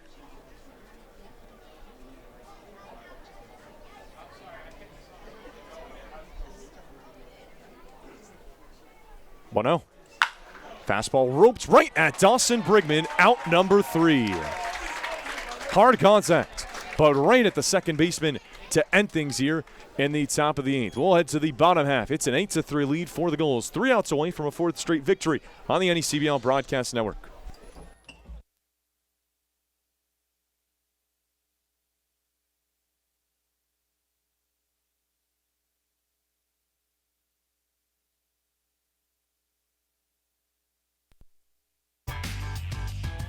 Franklin Sports is proud to be the official batting glove of the New England League. This summer, the NECBL and its 14 organizations join over 200 major leaguers by wearing custom Franklin batting gloves as members of the Franklin family. To design your own custom pair of batting gloves, visit franklinsports.com and join the fam. Franklin is the official batting glove of the New England League.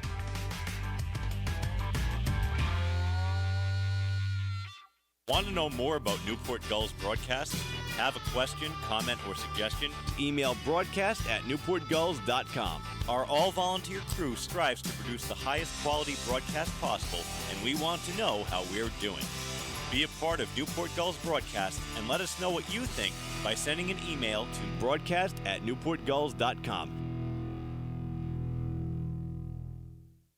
The Newport Gulls broadcast network features 7 high-definition cameras, graphics, instant replay, and extended pregame and postgame coverage. Watch the Gulls all season long every Friday night on YourView New England. Be sure to follow the Gulls all season long on our social media accounts at Newport Gulls on Twitter and Instagram, and Facebook.com/Newport Gulls, and subscribe on YouTube.com/Newport Gulls for the latest video highlights and exclusive interviews. The Newport Gulls broadcast network features 7 high-definition cameras, graphics, instant replay. The New England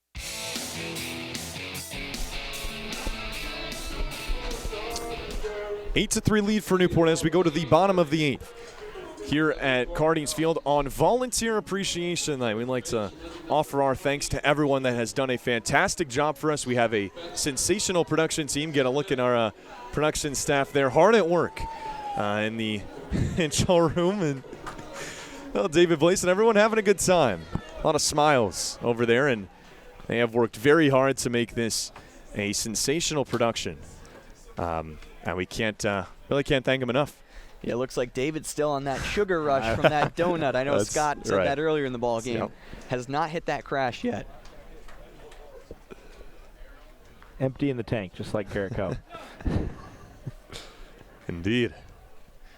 For Newport, 5, 6, and 7 hitters up, and Spencer Smith gets plunked. How about that? So a rude awakening to the bottom of the 8th on the second pitch of the inning. Gives Newport, what is their second hit batsman here tonight? Rather, third. Number 4, Dawson Brickman.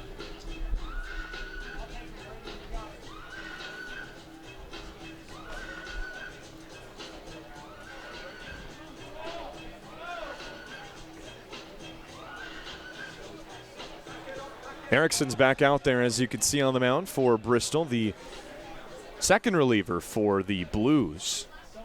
He's got an inning to this point, 1 run, which came earned, 2 walks, but no hits given up. After Sywin was pretty locked down for 2 frames. As this pitch gets by Knight, and Smith will have second easily on the pass ball.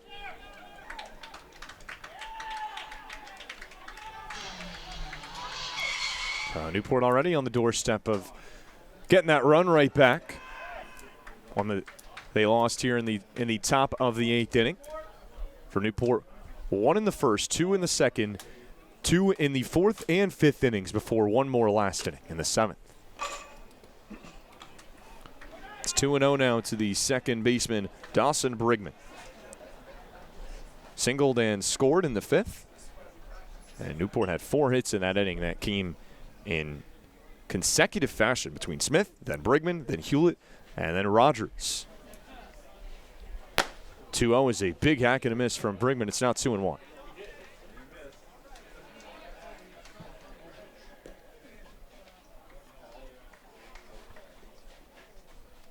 Been on base twice with that single and that walk.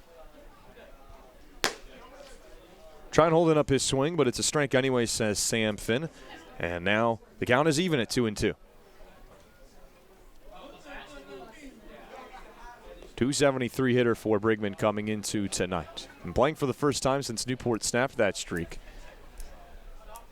A 10-game skid on Saturday at Muzzy Field. 2-2 skips in the dirt, and it goes way out of play as Knight couldn't handle it, and Smith is granted third.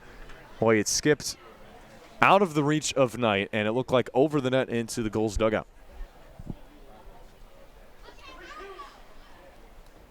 So after reaching on a hit by pitch, Smith moves up on the first pitch on a pass ball and moves to third on a wild pitch. Still nobody out here in the 8th.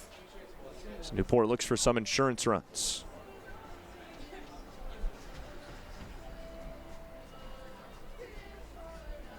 Payoff. Outside ball 4. So the command issues continue for Matt Erickson. That is a walk after hitting the first batter. Brigman gets his second walk and his team leading 28th on the year. And Newport has a chance to really blow it open here with Bryce Hewlett.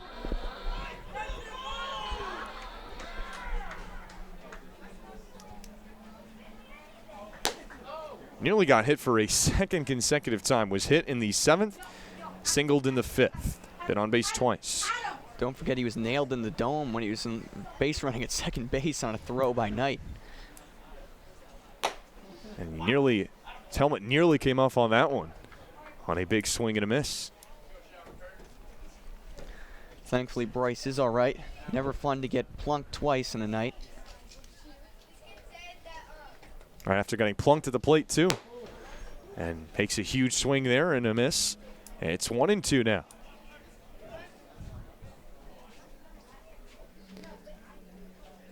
Runners on the corners and nobody out here in the 8th. As Newport looks for the icing on the cake.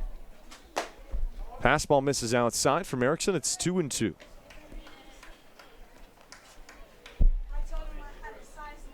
An inning so far for Erickson, who, while not giving up a hit, has walked 3 and hit 2 batters. 2-2. Just gets a piece, and looks like it got maybe our effects might over there. Nearly got Jordan Rogers as well. I don't think you saw my ball.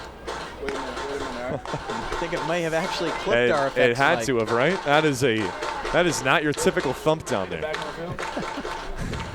Apologies to those wearing headphones at home listening to the broadcast. Oh, man. You really never know what you're going to see. I can hear it a lot different now. As he gets a piece of this one, takes another loud thump off of the padding behind the home plate.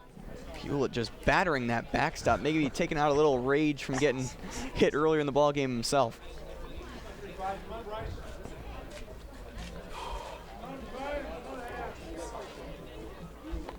Another 2-2 coming with Smith on third and Brigman on first. Skips away again. Here comes Smith, and he will score. How about that?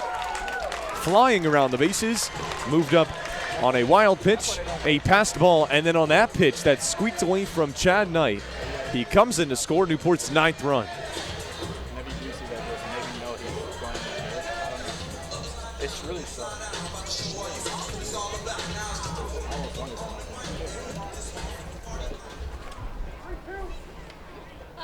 Makes it a 3-2 count now to Hewlett with Brigman on second. Gets a hold of this one into right, blooping. It'll fall for a hit. Brigman will stop at third as Bryce Hewlett has his second knock of the night, and Newport with runners on the corners again. Yeah, that bat may have seen its last days. Quite the crack we heard. Looked like he got hit it off either the handle or the end of the bat. Definitely not off the barrel. Yeah, we saw him taking it out on the backstop earlier, and then takes it out on the bat there. Everything in Bryce Hewlett's path, it seems, has fallen victim. Hit number 11 for Newport tonight. Brings up Rogers, who has one of them. Still just one out. As the left fielder swings and misses for strike number 1. Out of the University of Michigan, and, well, he might be seeing some time behind the plate, as we've touched upon. Spent some time in the outfield and behind the plate with the Michigan Wolverines this season. Chops this one high, but rolling foul. No play for Cooper.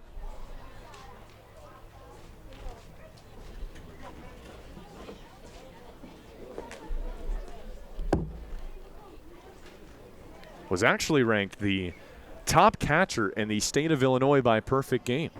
So who says he can't catch? For Rogers. And on Michigan's page, listed as a catcher, also a utility guy. For the rising redshirt sophomore out of Chicago, Illinois.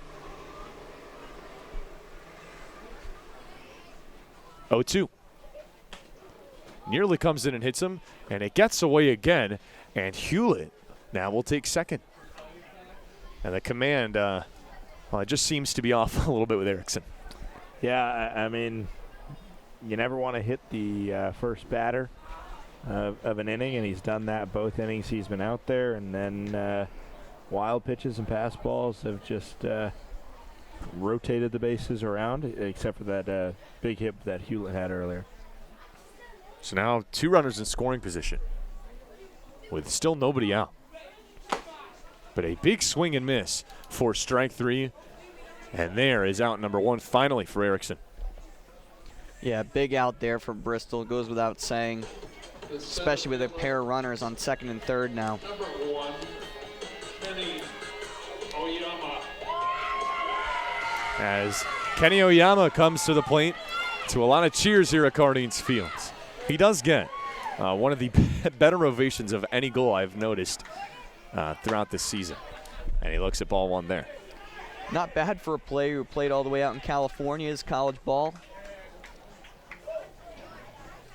Truly one of the fan favorites here at Cardines. An exciting player to watch with the bat and with those legs. Once that bat gets him on base. As that fastball gets the zone, it's 1-1 now. He was hit in the 5th inning with the bases loaded. It brought in a run for Newport. Also reached on an E6 in the 4th, flew out to center field back in the 2nd. It's 2-1 now, the count to the center fielder.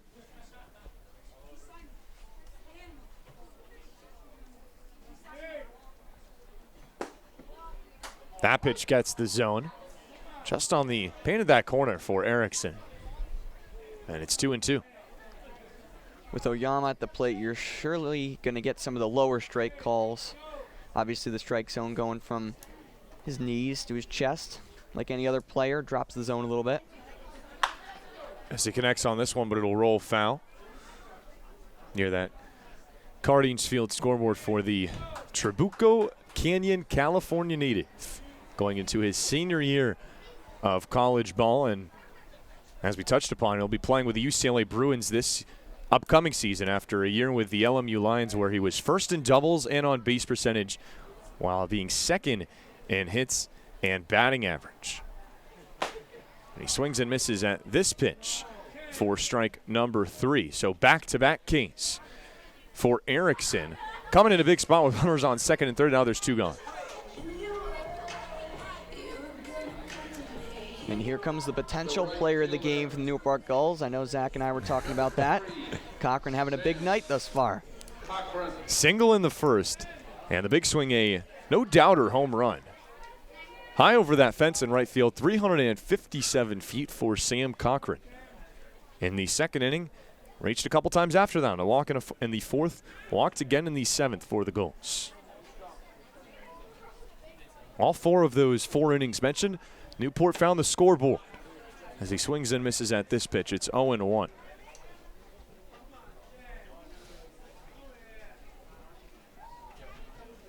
Another guy making a transfer move from Eckerd College to the College of Charleston.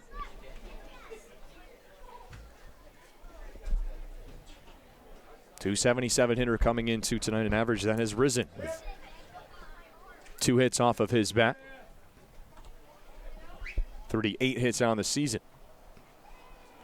2 runners in scoring position. Chance for a couple RBIs for Cochrane. Brigman on third and Hewlett on second with 2 gone. This skips high in the dirt off of the net, and Brigman scores. Boy, it is a challenge. A challenge for Chad Knight back there. And on another wild pitch, another Newport run scores, and the Gulls have reached double digits. It's 10-3. Just a brutal night behind the plate for the Blues. I'm sure Knight will not be tired of seeing that green backstop for the rest of the season. Moves Hewlett over to third. As the 1-1 shot into the gap, this falls for a hit. Sam Cochrane with another RBI. In to score is Hewlett, and it's 11-3 Gulls. I'd say that secures his spot for player of the game. There we go. Well, if there was any debate before, he just made the debate a little easier for us. His 3rd hit of the night. He's got 39 on the season. And that is RBI number 19 for Sam Cochrane. Solo home run early in this game in the second inning. He has scattered his contributions throughout this one, adding to what is now the biggest inning for Newport in this game. From a run standpoint, they've got 3 on the board, and potentially not done yet for the third baseman, Chase Acuff. He's playing shortstop tonight. Beg your pardon, as him and Smith did a little switcheroo. Have seen each of them play the positions they're at tonight and each other's positions. 2-0 from Erickson. Big swing and a miss from Acuff, who's made a couple nice plays tonight. One that saved a run in the top of this inning when it was an 8-3 game, saved a single off the bat of Marcoli, could have made it an 8-4 game. It made things really interesting with potentially 2 runners on in what would have been at that point a 4-run game. As this one will find its way near the fire station. Better call Newport Glass. And you better call Newport Glass over the speakers here at Cardines Field. Well, it's been a fun night for everyone. All of our interns, volunteers getting recognized. The 2-2 is upstairs, and we've gone full. The second to last home game for Newport. One final regular season game on Friday against the Ocean State Waves. And then the wait begins to see if Newport can finish in that top 4 in the division to secure a home playoff game. Payoff pitch swung on and missed for strike 3 to end things. In the bottom of the 8th, but not before, Newport gets 3 runs, and it's now the biggest lead of the night for the Gulls, 11-3 here at Cardines Field. And let's keep it here on the NECBL Broadcast Network as we'll get another look at very impactful night around the NECBL with Ryan Medeiros. Absolutely, and thank you, Zach. Let's stick within the Southern Division this time. The Mystic Schooners have defeated the Ocean State Waves 8-5, and through 7 innings, the Vineyard Sharks are defeating the Danbury Westerners by a score of 6-1, although Danbury is mounting a little bit of a rally with runners on second and third and 1 out in the bottom of the 8th inning. That's a big one for Newport, who, of course, rooting for Martha's Vineyard and rooting for Ocean State, who did fall tonight. And on the precipice of a win here tonight, we'll be playing some meaningful baseball tomorrow, meaningful results here, and also meaningful results around the major leagues, and something we talked about before the game. We might get some breaking news in terms of trades during the game, and we sure have here tonight. Absolutely. I spoke earlier about Joey Gallo of the Texas Rangers, now of the New York Yankees. The star right fielder has been traded to New York, to the Bronx. He's going to be a huge part of that lineup and of that outfield. The Yankees desperately needing a left-handed bat. He will be that guy in their lineup. 6th in the major leagues with 4.1 wins above replacement. He's blasted 25 home runs this season. Not a high average guy, 223 batting average, but he slugs. He gets on base, a 379 mark this season. He's going to be a huge difference maker on defense as well for the Yankees. Of course, the trade deadline, I believe, is Friday, if I'm not mistaken. And already seeing a lot of movement around the league in terms of star players. Gallo not the only one. Absolutely. Another guy, Eduardo Escobar, will be joining the Milwaukee Brewers, who desperately needed some corner infield help, especially at third base. The lone all-star for the Arizona Diamondbacks this season. I'm sure he'll be happy to leave Arizona and head to a competitive club in Milwaukee, who seems to have the NL Central Division under pretty good control. He'll help bolster a lineup that's been pretty weak. Milwaukee's pitching has been excellent with guys such as Brandon Woodruff, Corbin Burns, Freddie Peralta, all excellent guys anchoring that rotation. The bullpen obviously is excellent per usual. Josh Hader, Devin Williams, to name a couple of their guys. Adding Escobar is going to be a huge addition to that lineup, and it's going to make them a scary team. It's kind of a tough look for the guys like the Cincinnati Reds. They acquired Michael Givens today, but should make things a lot more interesting in the National League. Back here at Cardines Field, Newport is just 3 outs away from a victory, and will make one more call to the bullpen to another UCLA Bruin. Chris Aldrich chose the rubber for the Gulls out on the mound. He is making his 4th appearance this season. First against the Bristol Blues to face Tyler Keith, who grounds this just past his glove. Brigman charges, throws over to first in time. Made it look easy that time, did Brigman. And 1 pitch and 1 out. For Aldrich, this summer. It's been a tough summer, but kind of unfair to judge with such a small sample size. Only 5 innings to this point. Has given up 9 earned runs. The last pitched in that game against Ocean State, that fog out for Newport. He relieved Luke Schauer in that game, and he relieves Luke Schauer here tonight. A first pitch strike from Aldridge comes into Chad Knight. For Schauer, he went 2 1/3 innings, relieving Grayson Moore, giving up just 2 hits, 1 run, it was earned, and 1 walk to go with 3 Ks. Knight hits this on a 1-hopper over to the new third baseman, Joe Foran, tries to make a long throw over to first, and it gets away from Hewlett, who tried the split. So that'll allow Chad Knight to reach on what would have been a tough play from one end of the diamond to the other. Well, extending the ball game for a little bit, Zach, and while we're on the subject, Milwaukee Brewers, former Newport Gull Jake Cousins has been a huge part of that bullpen, so a little connection between the NECBL and the major leagues there. A lot of Newport Gulls shining in the major leagues this year as Tyson Cooper skies the first pitch he sees. Chase Acuff is there to make the catch. Both outs in this 9th inning.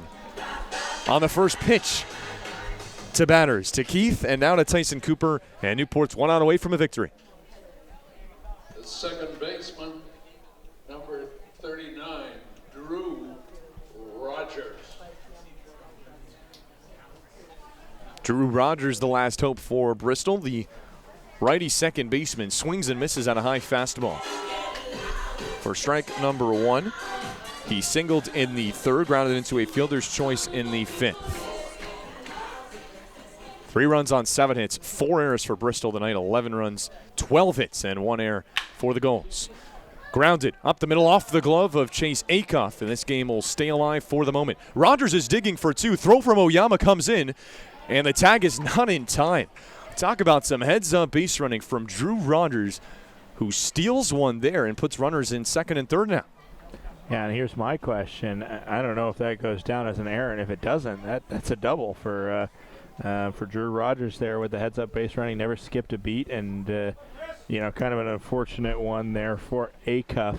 If he gets charged with the error, that's tough on him, and but at the same time, it's also a tough double to say Chris Aldridge gave up. You almost have to wonder if that one's going to be ruled a single and then an error. Brings up the 9-hitter Brock Murtha for strike number 1. And I'll also say that's got to take some guts and some confidence, knowing that you could be the last out in the game in an 8-run game. Confident that he could take second, and he did. Newport needs just 1 more out. Up by 8 here in the 9th. As the 0-1 is lined. Over there is Brigman on 1 hop. Spins, throws over to first. Sliding is Murtha. Throws in time, and the game is over.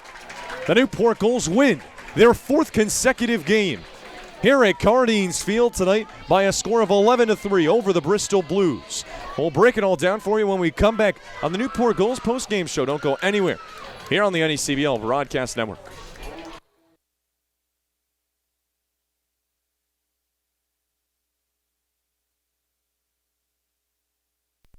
The Newport Gulls Broadcast Network features 7 high-definition cameras, graphics, instant replay, and extended pregame and postgame coverage. Watch the Gulls all season long every Friday night on YourView New England. Be sure to follow the Gulls all season long on our social media accounts at Newport Gulls on Twitter and Instagram, and Facebook.com/Newport Gulls, and subscribe on YouTube.com/Newport Gulls for the latest video highlights and exclusive interviews.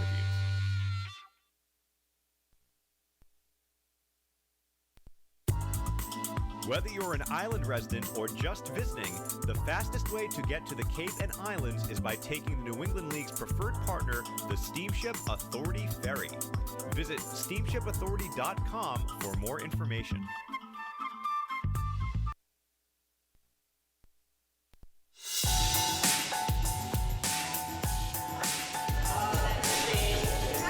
This one's over from Cardines Field. The Newport Gulls win their 4th straight A streak that began with the Bristol Blues and continues tonight with the Bristol Blues. 11-3 your final score.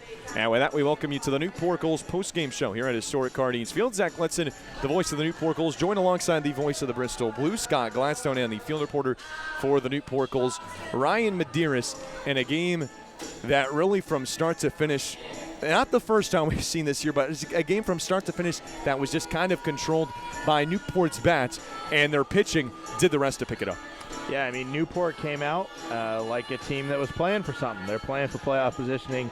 The Blues, they're going to be playing in the playoffs, but not necessarily anything up for debate in terms of where they sit. They know they're going to be playing the number 2 seed on the road for that one-game playoff, and, you know, that's how it seemed from the very beginning. Newport came out here. They're feeling good. The bats came out swinging, and despite an early error that was able to score Austin White and get the Blues out in front, immediate response, and Newport had the upper hand the entire night. Yeah, Ryan, Scott touched on it a little bit, but this is a game that when you talk about the playoffs and the division, really impactful, and you can see a Newport team that really played with some urgency tonight. Absolutely, and I think a large part of this win was the fact, or a little bit of the incompetence of the Bristol Blues defense, but I've said it before in games when we've defeated Bristol here at home. These are the type of games you have to win as a playoff team, or a team that's aspiring to continue to play well into the playoffs. You take advantage of mistakes. The Gulls left their fair share of runners on base today, but still were able to score 11 runs. That just goes to show you the persistence of this Newport Gulls offense, and the pitching was successful as well, a trend that has been a great turnaround for the Gulls this season. 11-3 is your final score tonight here at Cardines Field. Newport wins the season series with Bristol 6-1. Final lines for both teams: Bristol 3 runs on 8 hits and 4 errors. Newport 11 hits, 12 hits, and 1 error. Highlighted by the big night of Sam Cochrane, who had 3 hits, including a home run. And Newport, with this win, moves to 20-17, a 4th consecutive win. Bristol falls to 11-26. And what could be the final matchup between these two teams this season, unless the playoffs allow them to meet again.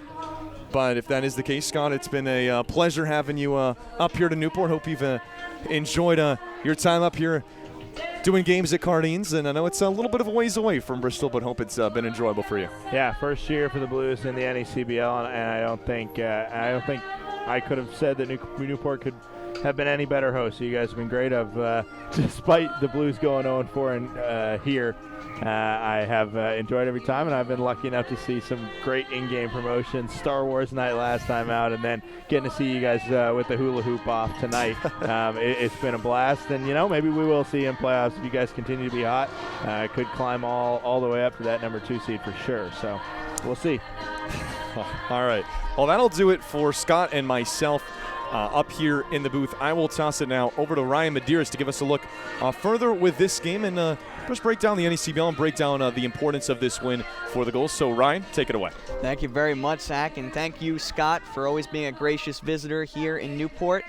Best of luck down the road with your future endeavors. Lots of storylines for the Newport Gulls tonight. Let's take a look at their pitching to start off with. Grayson Moore with another excellent start. That's his 4th really good start in a row for this Newport Gulls. He's really established himself as a solid presence in the starting rotation.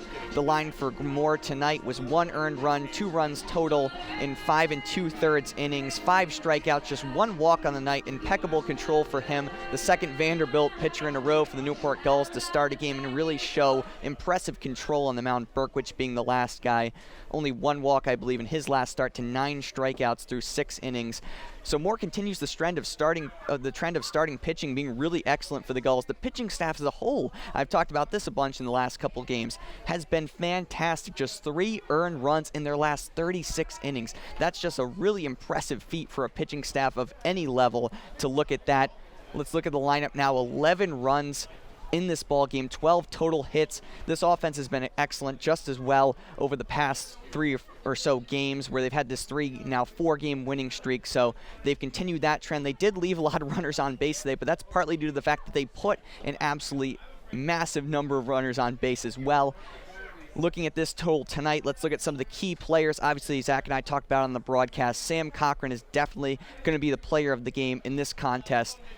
Let's look at his line on the night. 3 hits and 4 at-bats, a towering home run landing off the building in right field. Just an absolute sight to see down here at Cardine. Zach thought at first it actually hit off the net because we just don't see players hit balls off the building beyond the right field fence, but Cochrane did it. A towering shot, an absolute moonshot. Really putting the cherry on top of what was a fantastic night for him. 2 walks as well. That's 5 total times on base, 2 runs scored, 2 runs driven in, a 4 total runs built up by Cochrane in this contest. Acuff 2 for 6 in this contest as well. 2 runs scored, an RBI. Going down the scorecard here, Bryce Hewlett, 2 hits, 2 runs. Really everyone in this lineup contributed. Dawson Brigman as well, 1 for 3, 2 runs, 2 walks, and what was an absolutely offensive force for the Newport Gulls in this contest. Great to see Brigman back in the lineup as well. The bullpen performed well. Luke Schauer was great to see him come in. 2 1/3 innings pitched, 1 earned run given up. 3 strikeouts for him. Aldrich closing out the contest. It was good to see for Aldrich, whose brother, Jack, got drafted by the Kansas City Royals. I know we were making some MLB connections earlier, but Newport Gulls have really, it's nice to see them rebound. Speaking of that, losing 2 of their key starting pitchers in Aldrich and Kingsbury, to see guys like Moore step up, to see Berkwich step up, other guys performing really well as well, including Kellen Tulio is a 1.71 ERA on the season. Really, guys like Moore stepping up are going to be the key for the Gulls coming down the stretch in what has been a fantastic pitching performance over the past 4 games. Really played a big role. It was nice to see the offense really step up tonight as well, as I said. It'll be interesting to see what Sam Cochrane says down on the field when Zach talks to him, if he's able to get him for an interview. I see he's talking with one of our media interns right now, so hopefully we'll be able to toss it down to him fairly soon. But for now, I'm happy to stay and talk up here. I don't mind talking with you guys after the game. Looks like Zach's going to be taking a few moments to talk to Cochrane. If not, there was a lot of other players, a plethora of other players to choose from in this ballgame. Spencer Smith, I almost forgot to mention him. 2 for 4, 2 runs and an RBI, a blast of a double off the right field fence. And here we are. Zach has Sam Cochrane down there. Finally, you're going to want to stick around for this one. I mentioned he's a good interview earlier in the contest. We'll be tossing it down to Zach in just a moment. Here we go. Enjoy this post-game interview.